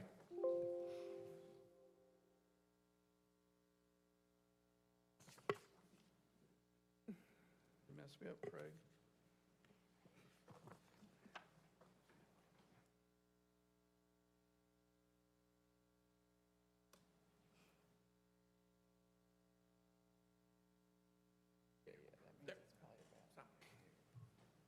Thank you, Ivan. Ivan, IT Ivan, always saves the day. The item before you tonight is preliminary resolution regarding the potential for assessing some work that we're looking to do out on the Oconomowoc Parkway with sanitary sewer. As was discussed earlier today, the pipe in that area is at capacity and it needs to be upsized. And so we're going to work on a project. We had come to the Common Council a little while back talking about doing a hybrid in-house design project, also utilizing our consultant to assist us in that. It's roughly a $2.8 million project. The highlighted parcels that are on this drawing are the ones that would benefit from this project, and they would be the ones being assessed for the cost. So the resolution tonight just starts the process in motion. Our next step is we would then schedule a public hearing at which time all these properties would be notified. They would have the opportunity to come in and discuss any concerns they have. And at that time of the public hearing, we would also put forth our recommendation for repayment of the assessment. So I'd like to open it up for questions or comments from council. I'll make a motion to approve the preliminary resolution as presented by Mark. So moved. Second. Any further discussion? Don't get up here often. Take a Was shot. that Andy? Yeah, you're not up here as much as you used to be. Could somebody You bust say his second? I chops or said something? second. I don't know why I said so moved. Well, Yeah, I meant second. Exactly. yeah, I got the second. Then fine. Any further questions or comments? Third. Call roll, please. Alderman Shell Pepper. Yes. Alderman Maroney. Aye. Alderman Douglas. Aye. Alderman Rozak. Aye. Alderman Altman Cloth. Aye. Alderman Ellis. Sure. Alderman Spiegelberg. Aye. Alderman Mulder. Yeah. All right. Nope, that's all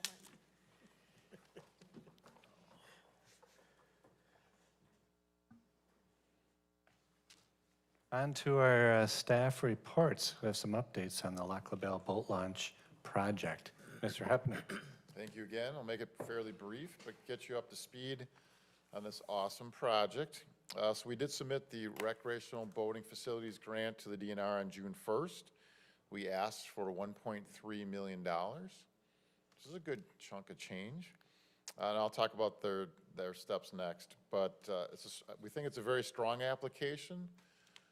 But do we think we'll get 1.3? Probably not initially, but we think we'll get some money. We're going to be meeting with them, the Waterways Commission, on August 8th. It really depends on how many other applications there are and how they want to distribute money. But what they usually do is they'll give you some money at this point, and then in February, they get some more funding potentially that they could give some more money. So hard to tell. I don't know any of the other applicants, but we'll be presenting our case on August 8th. So that's kind of the piece there. What you see before you is what we're calling 60% plans. We'll be having another meeting in about a month with our partners group to go through any final details and get us to 90% plans. This is also going forward to the Plan Commission next week for a look at, a review and approval of the site plan. So let me just hit a few highlights and then I can answer any questions. Just so you know, everything within this picture, the exception number 12, is part of the grant process. Number 12 is a future guard room concession building piece that the DNR does not fund. So that's going to be a separate piece. While it's part of the overall project, it's not part of the grant process. But underneath 13, which is the band shell, there are restrooms, accessible restrooms being planned for. That is part of the grant. So really the big highlights is the entranceway and the slope. So I don't have the other photos, but our current entranceway is about here. It's a 16% slope. It's actually steeper than what the boat ramp is. So that's just getting into the property. So you can tell that's one of the major issues. So moving it to the west gets it a less slope. We'll drop the sidewalk here to make it less of a hump, and this is an 8% slope coming in, and it quickly gets to 2%. So this includes a retaining wall along Wisconsin Avenue. So you'd access in through here one way. There's a boat prep lane. There's plenty of space. I'll talk about the feet here. So this is 100 feet from the boat ramp to this edge, and it's about 100 feet across. Our current conditions is about 60 feet. So it provides much more room for turning. The boat launch itself is 2 lanes. This is 36 feet wide. Our current is 30. So it's better that way. And to the top, a big difference. Right now, we combine transient boats, rental pontoons, and people trying to launch their boats all into one space. This will separate. This piece now will be just for launchers. They can tie their boat, park, etc. This side will be for transient and or rental boats. So they're kind of separate. This is still our boat mooring as we have currently. You'll notice the 3s, those are the biofiltration, rain garden pieces. Water quality, very important for all runoff, because right now the runoff goes straight into the lake. This will protect almost all of it coming to those first and filtering through. And there's also a spot here. So you bring in your boat, you launch it, or when you pull it back out, you come back out. There's a boat de-prepping station, I'll call it, clean off weeds, get garbage out, that kind of thing. And then you exit onto Wisconsin. This is 45 feet across, so we've made it as wide as possible. I think that's good. The lanes are at least 20 feet through here, which is wider than what we currently have. It makes it accessible again. We have handicap parking. We line this walkway up with the crosswalk so you can get down to this point pretty easily. And then one other little feature is 16 is our kayak canoe launch. It's a new piece. We would have probably our rentals over here. You could have a drop-off spot to do that. And it's just strictly for non-motorized boats. So the only thing it does, this part right here, well, we turn the boat launch as well. You can kind of see this little shaded line. That's the current boat ramp going due north for the most part. It's going to turn a little bit more northeast to keep it away from our channel here. We do take over a little bit of the space where the guard shack is and the current Buddy's bungalow. So that's why we're suggesting it gets moved into a new building closer, nicer concessions, closer to the concerts, closer to the beach. So those are a lot of the quick highlights. Oh, don't want to forget for Brad, we do have a police boat house refurb here and a parking spot for his personal car. So that's a really quick run through it. I know people have seen different renditions, but we'll be working in the next month, get to 90% plans. Early August again is the grant meeting. Hopefully we'll have good news from there. And then I want to thank our partners as well. We've talked a lot about the town, the village, and the Lake District. They've been great to work with. We're all on the same page. The town and village have actually paid us already for the design. Lake District, we expect their money next week, so everybody's been following through. So I want to thank them for that. I think it's been a great step for hopefully future projects amongst the 4 of us. So questions, comments? Alderman Spiegelberg. Okay, so you come in and you take a right, and that's one way, and then it goes around and then on. Is part of the design with the rain gardens, is part of the purpose of putting them where they are to slow the traffic down a little bit in that? It does. It helps with that a bit. I think really the engineering is for the water, but it does help soften that a bit and slow that down. Is that too much of a turn going in there? I mean, do you anticipate like 3, 4 people like backed up and trying to get around there and, No, this is really made for a one-way, so you really can't get past it. So the idea is that you could have two going at the same time, 2 or 3 prepping. And if there's a longer queue, they're gonna come back through here, which I think is a little better because they're off of Wisconsin Avenue then and more on the Okay. property. okay. I guess the other thing I should mention real quick is this, the biggest change is the use of this parking lot. So something to consider or remember, we currently have 0 parking spaces for trailers. 0, and we're going to 18. Yep. We currently have 45 parking spaces for cars, and we're going to 15. So it's really a change of mindset, I guess, in what this property is going to be used for. But that's why we have parking across the street, and most beach users, it's truly unsafe the way we have it now. The kids are coming across in front of cars and trailers. So these cars all have to exit here. They'll be out of the lane of traffic. The trailers, I think it's a pretty good setup for safety. This is one crosswalk that if you're got your boats moored here, or you're coming to the transient, you'll be able to cross safely in that spot.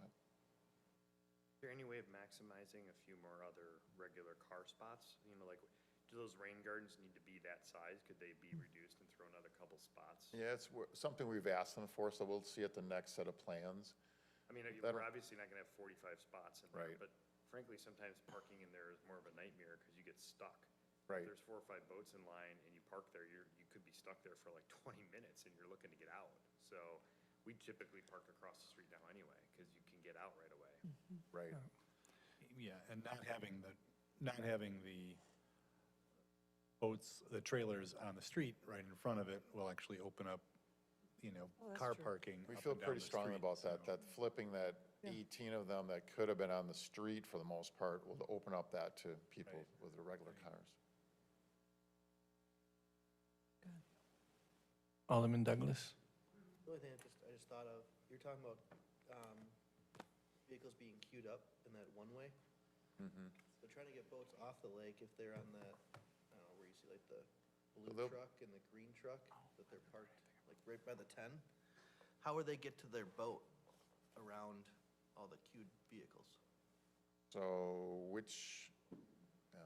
describe it again? So you see where the number 10 is, right in the middle? Middle of the parking lot. Middle of the parking I lot. haven't memorized it, So if okay. you have that green truck right there, Yep, you have a bunch of vehicles queued up, and they're trying to get their boat off, They how have do to you get- get them? and they have to come back out and get back through. Yep, that will be, but I think that's only gonna happen at the prime time on a Saturday morning. Now, if they're probably not gonna leave though, they're gonna be out on the water for a while and come back out. No, I'm saying when they're coming off, and you got a bunch of vehicles queued up in that parking lot, you really Just can't have to launch any more boats until, Right, you won't be able to unlaunch your boat either Yeah. until you can get through, that's what you're saying. Yep. Yeah, I think the prime times, they'll still be busy, but you can't do that now. I mean, I don't know how you improve it. But you can't, if there's like 4 or 5 cars in there dropping boats off and you need to go pick up, you gotta just wait. I think the idea is this is gonna flow a lot faster. Right now, you gotta come around kind of an angle around those cars and back in. This is a straight shot. I think with 2 wide ones, the idea is to keep them moving pretty quickly, so I don't think they'll be lined up. We're looking at a system of I don't know what it's exactly called, but it's a little more technology to pay your pass, your fee. It's got a little camera on it. It can do some educational pieces. They're using it in a lot of lakes up north, so we're investigating if that's going to be a good piece that can go a little faster with how you pay and do your permits as well. So, perfect. Nothing's going to be foolproof. As I say, we're putting 25 gallons of stuff into a 5-gallon bucket, so we're trying to do the best we can. But I think overall, it's been a really good plan. Yeah, so are two boats gonna be able to launch at once Yes. using this? Okay, that's what it looks Even if they're like me that aren't great at backing up, they should be able to do it. So like, yeah, like, It depends. are the kind of reoccurring concerns I've heard from people who've called me about it that have attended some of the informational sessions are, the lack of, just regular car parking. I guess my response to them has been generally like we still have sufficient parking across the street, over by across from the community center. That's where most people park right now anyways, that utilize, you know, like the city beach area and the community center. Crossing that street is a pretty like reasonable, typical, safe thing that we're doing right now on a consistent basis that we're asking people to do. So, you know, I don't think it's unreasonable to be reducing some of those spots so that we can maximize our grant opportunities through the state. But I do have concerns, and this is another thing that I've heard too from calls, is kind of like just this flow. I think there are some worries, it's like with the entrance and exit being in the same spot. I guess I understand why we're pushing that further to the west, because like that drop is so bad right now. But don't we foresee like issues with, you know, like a boat who's maybe trying to, you know, turn out or turn in at the same time? Like if you got somebody who's kind of blocking a lane there with a boat, and it can create some issues, like you're not gonna be able to get in at all. So, I mean, what if someone's coming out of there and trying to take? Somebody's coming out here and somebody's trying to get in, which will happen, obviously. We've done a lot of, or MSA has done a lot of the turning radius to show what a longer trailers can be like on how to turn it. And it works out. At 45 feet, we've measured physically, and it's actually wider than most people think, but it is a concern.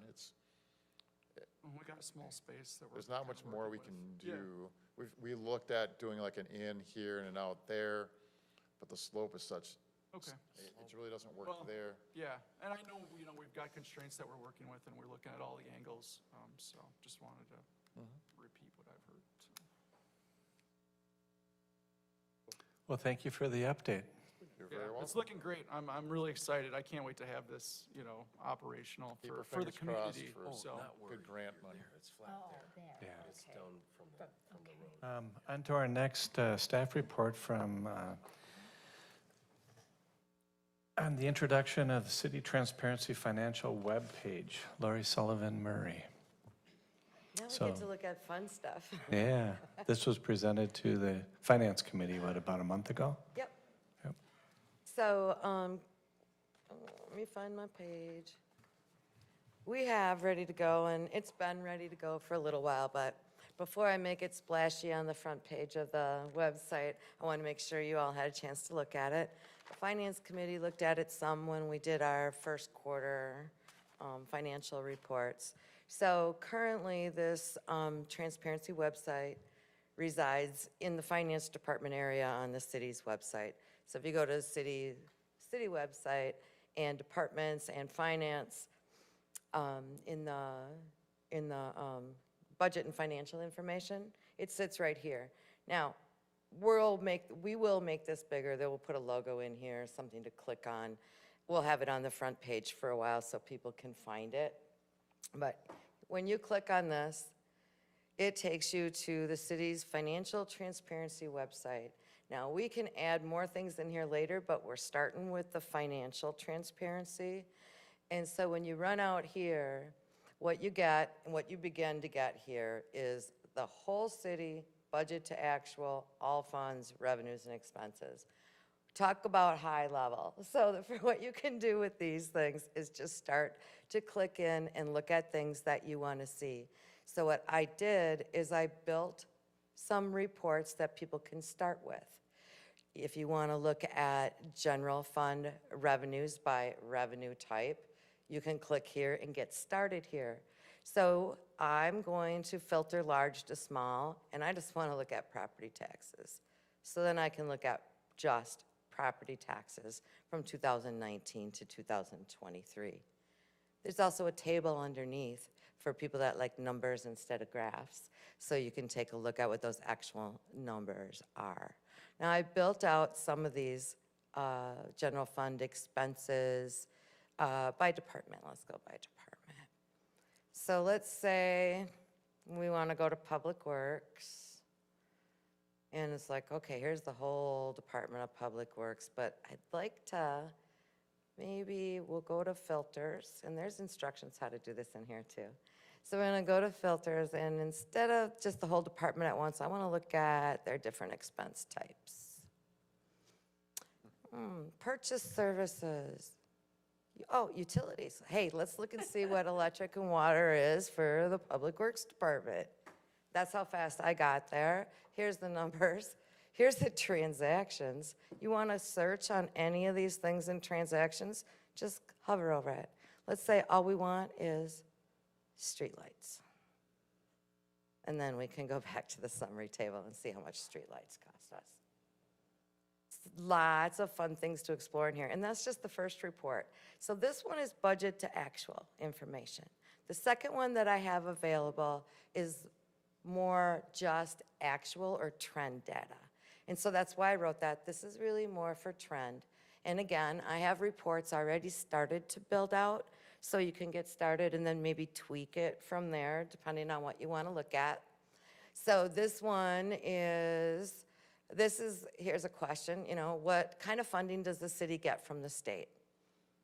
So you can take a look. We get transportation aids. Oh, here's shared revenue. Look at that. Completely flat for years and years. This is what people have been talking about. Yeah, great. You can come down below and see how much we got to. 0. Next year, that number will go up. But anyway, this is the kind of stuff you can start looking at. I've got licenses and permits out here because a lot of times people like to look at that too. But it gives you graphs in different formats too. So I did this one in a pie chart just so you could see that, the sanitary district license fee is a big part of our permits, and then building permits right after that. Now, you could change that to a bar graph. You can change that back to the pie chart. But building permits is something people like to look at, so I made that one separate all by itself. So you can just go into here and start looking at that. You can even go into transactions. If you go into transactions, you can switch a year. So these are the years we have transactions for. 2022 looked like kind of a big year, so I'm gonna go look at that a little bit. So that, honestly, when you're in here, you can sort by anything in here that you want to. And just take a look, and then we can go back, like I said, to the summary table, so you just get the total dollar amount. This third kind of report, wait a minute, I wanted to see, was there something else? A couple others that I just built out there. These are things that I show you guys a lot anyway. Property tax allocation. So in here you can see for property taxes collected, how much was spent on the general fund, capital improvements, and debt. Those are the 3 places that taxes go. You can drill down into those as well. I also put TIF increment revenue out here, so you can see how much increment comes in from the TIF districts that we've got. And then another one people ask about is room taxes. There was COVID year. Oh, wow. And then here's how we just recovered from that. Okay, so you can see trend. And then the other thing that we have, there's an open checkbook. So if you go in here, this is every check that we write for every fund. Not that kind of open checkbook. You don't get a check, you can look in the check. But this is a transparency thing that state governments have been talking about. So this is set to go. What I did for it, since this is big, I set it up so you could look at general fund, utility funds, capital. Just easier way to get to some of those. You can filter it yourself, but I thought, we'll get a few of them out there. And then finally is stories. So the only story I have out here for you right now was that first quarter financial report. And pretty much what that does, I can put more narrative in here, but this is kind of the dashboard that we reviewed with the finance committee. So you were looking at general fund revenues. You can see kind of, what our percent remaining is for the year, expenses. These were a few things we talked about because they're of interest right now. So we have a little dashboard here for interest revenue, gas and fuel expenses, and overtime. And again, all the utilities at the bottom. So that's that, and we will be getting that out on the front page. There's some directions inside of here that you can click on and read when you're at the website.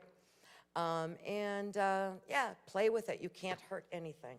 It's just showing you information. Oh, one thing I was going to show you real quick, though, is, if I can find it again, get back to my reports.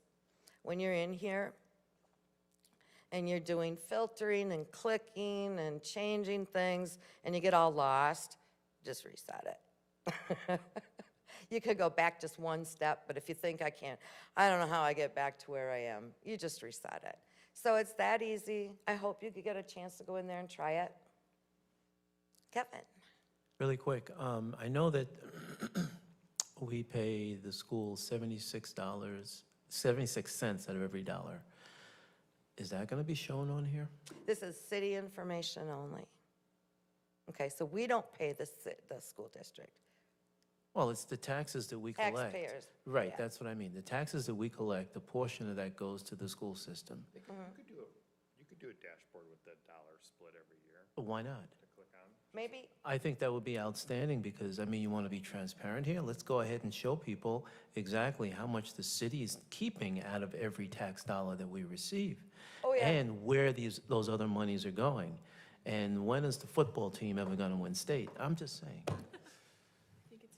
so the other thing, if you got to go to the finance department's website here, because the other thing we do put out annually is a citizens' annual report. And in that citizens' annual report, you will find that dollar bill that says how much goes to the school district and how much goes to, now, how much goes to the school district is not in my general ledger per se. So that's how come the transparency site's not going to pull that up for you. I think it should. I'll see what I can do. No, I will, no, I will. I'll dig in and see what I can do. think what you've done is fantastic, and, you know, people are going to love to look at that, but if they can see this, wow, it's good. Yeah. Yeah, I think this is going to be good, and I'll go in and see if there's a way that I can find a report that works for that. I mean, I was having fun with it at the finance committee, because they were like, can you show us just the purchasing card purchases? Oh, here, give me a minute. You know, can you show us how much we spend in legal bills? Oh, here, give me a minute. You know, I mean, and it was just, it was, Can we, it was, or, you know, what was the other one? What's a community center revenues? So, yeah, I think I actually saved those ones that we did. So you can just, I mean, you can just do this really quickly. It just took me a few clicks to get those answers that they were asking me for. So, yeah, give it a try. That's all I have, Mayor. I think it might be good to mention how quickly this updates with new information. This is updated every night. So you've got up-to-date information. So when you're looking like at the checkbook and stuff, or, you know, some of those things, we pay bills on Wednesdays. So on Thursday, it's updated for that run of AP checks that we did. So this is up-to-date information, straight out of the city's general ledger. Well, thank you, Lori, for Yeah. bringing this forward. I know you've been working on it a long time, and also your staff. I know there's a lot of folks that have been involved in getting this available to the citizens as well as to our council. wait, Lori didn't do this herself? She did everything. I actually did. So let's move on to an introduction of the on-base agenda management media module on website. Okay. So this is the next thing. We've been working on, I'm trying to find what I want to show you here. So we've been working with our software. We've had agenda management for a while now, and there's actually 3 parts to agenda management. The first part was getting the agendas together. This is all the departments put their items in this agenda management. It goes through the city administrator, goes to the city clerk. She assembles the agendas for you all and publishes them to the website. Part 2 is the minutes, and that's what we do, you know, during the meeting. Diane is bookmarking and entering things into our on-base system during the meeting for her minutes. Third part is the media manager. And so what's happening when we're doing the video here, and Diane is bookmarking each item that comes up and doing her minutes, is it's actually bookmarks our video so that we can put it on our website as a one-stop shop when people go to our website and want to look at an agenda or look at a meeting. Currently, we use YouTube, and we've been using YouTube because we just haven't been ready to get to our third step yet. It was our hope that we'd be able to use our YouTube video for the media management, but that's not going to work. It just needs to go right into our system and into, you know, our management software. So currently, you know, we're using YouTube, and when we use YouTube, It's nice that people, we have it live during the meeting, but live during the meeting, we're seeing 3 to 6 people watching online. And I know at least one person on my staff is one of them.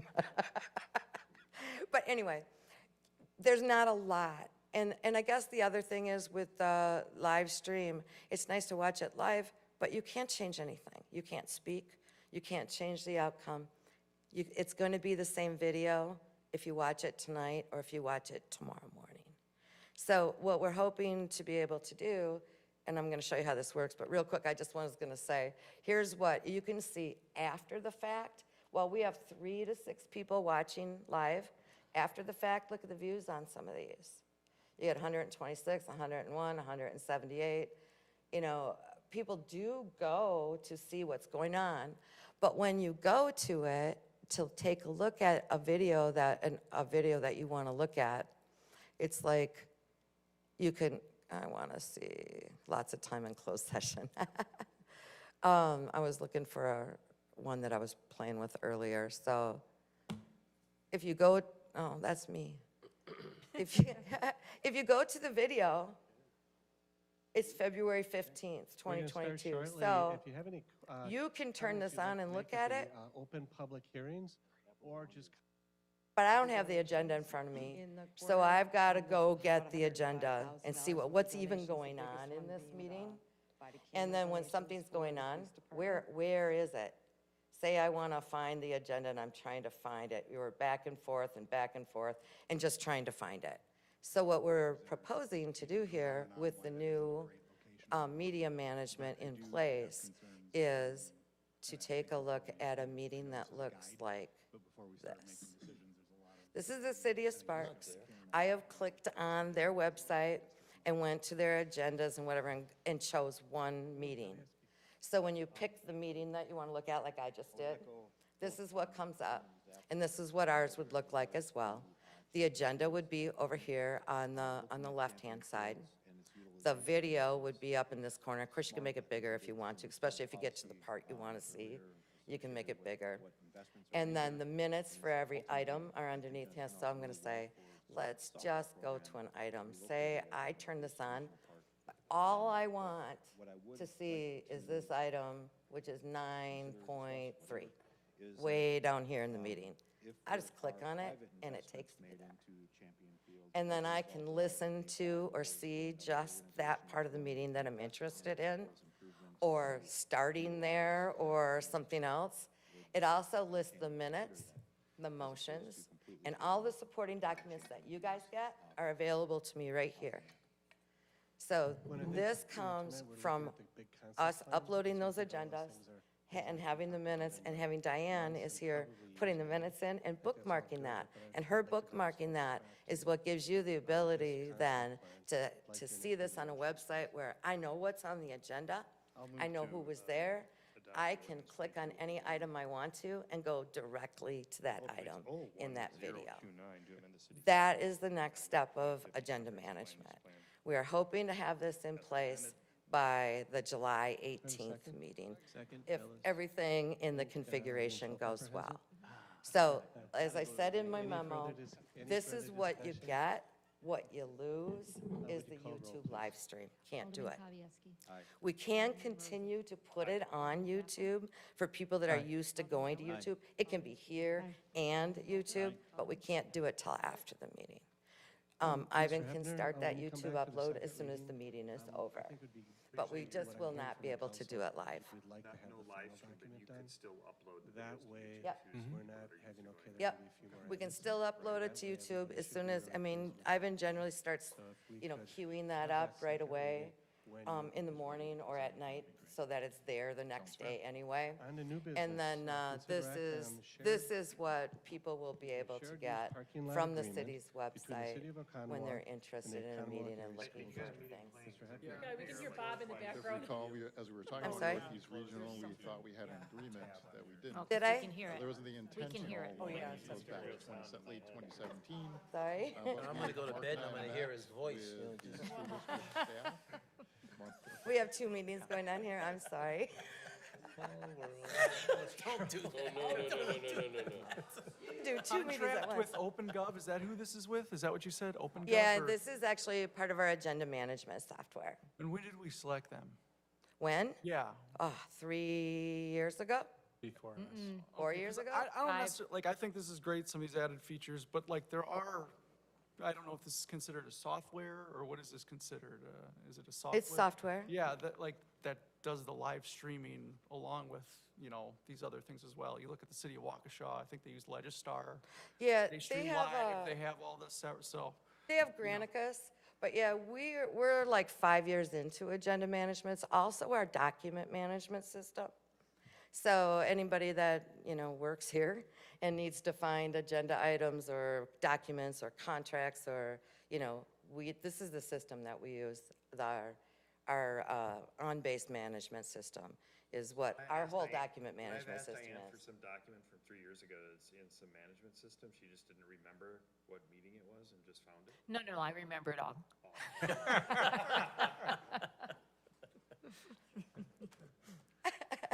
Any other questions for Lori? Okay, well, Okay. thank you very much for those exciting updates. Great. Thanks. Let's move on. Any comments from the aldermen? Alderman Shellpepper. So we just talked about the shared revenue increase that was passed last week. I think I saw the city of Oconomowoc was getting around $200,000 roughly in additional monies through the shared revenue. You're looking at me like I'm crazy. I thought it was 400. Yeah, I thought. I thought it was 400. Our increase is going to be about 441,000. So, so you're saying just straight, so I added on top of what we're. Added on It's gonna top. be around 400,000. 250 plus 430. So it's, So it'll be 600 and, yeah. 630. okay, so it's well over 180%, so it's like, we're really looking at like, what, double that basically then for an increase? So we're looking at closer to 400% almost in increase in shared revenue? I don't remember the percentage. Okay, but, well, now I'm feeling like I'm throwing these. Yeah, well, because the increase I had saw that we were getting was 180%. I thought that's what we were looking at in terms of the shared revenue allocated. Anyways, well, we're not going to get into the details right now. All I know is we're getting, it's a significant amount of money. Roads are imperative. It's important. It aligns with why the legislature passed the shared revenue for public safety, for public infrastructure. I think a large portion of that money should be going into our roads, reducing our borrowing necessity, and not looking to expand government.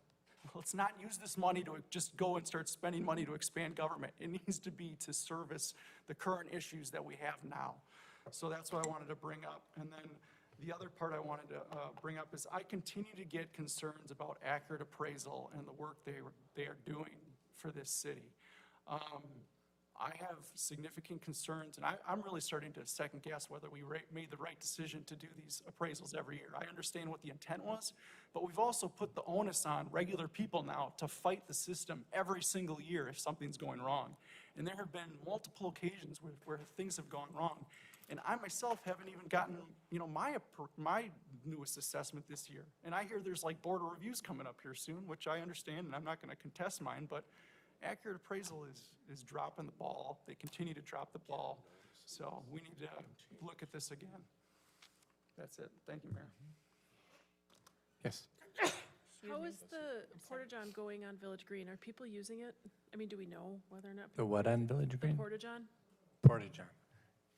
Are like Band-Aid on the public bathroom? Yeah, I don't know. Go take a yardstick in there and just check. No, I'm good, I'm Go ahead good. and just go So, like no, but- this. So here is my concern about it, though. The way that it's placed right up against the fencing, it almost looks like it's a Porta-John that's on a construction site, which, We could put a sign on it. yeah, if we could do something to kind of make it better known that it's. Use me. That sign, sir. That's all. Good. Any other comments from Alderman? Alderman Mulder. Real quick, the new pavilion that's behind the Wood Station Co-op, or where we allowed the outside seating, I'm talking about behind the parking lot behind the, Next to Roots. next to Ritz. Roots Good or company. Roots? Oh, yeah. Is there a way, because when we approved the use of that public space, it was going to be that the public could use it when there was an event. Could we get some signage there? Please use me. Yeah. Please. Wow, that is it's very nice, but the way it's set up, there isn't anybody that's gonna possibly True. think that's public space. And Yep. that's a big gift we gave them, so we should take advantage of it. Cool. Any other comments? My closing comments are have a wonderful holiday weekend and everybody be safe and enjoy and wish everybody the best. So, I'd like to entertain a motion to adjourn. So moved. Second? All in favor? All right. Aye.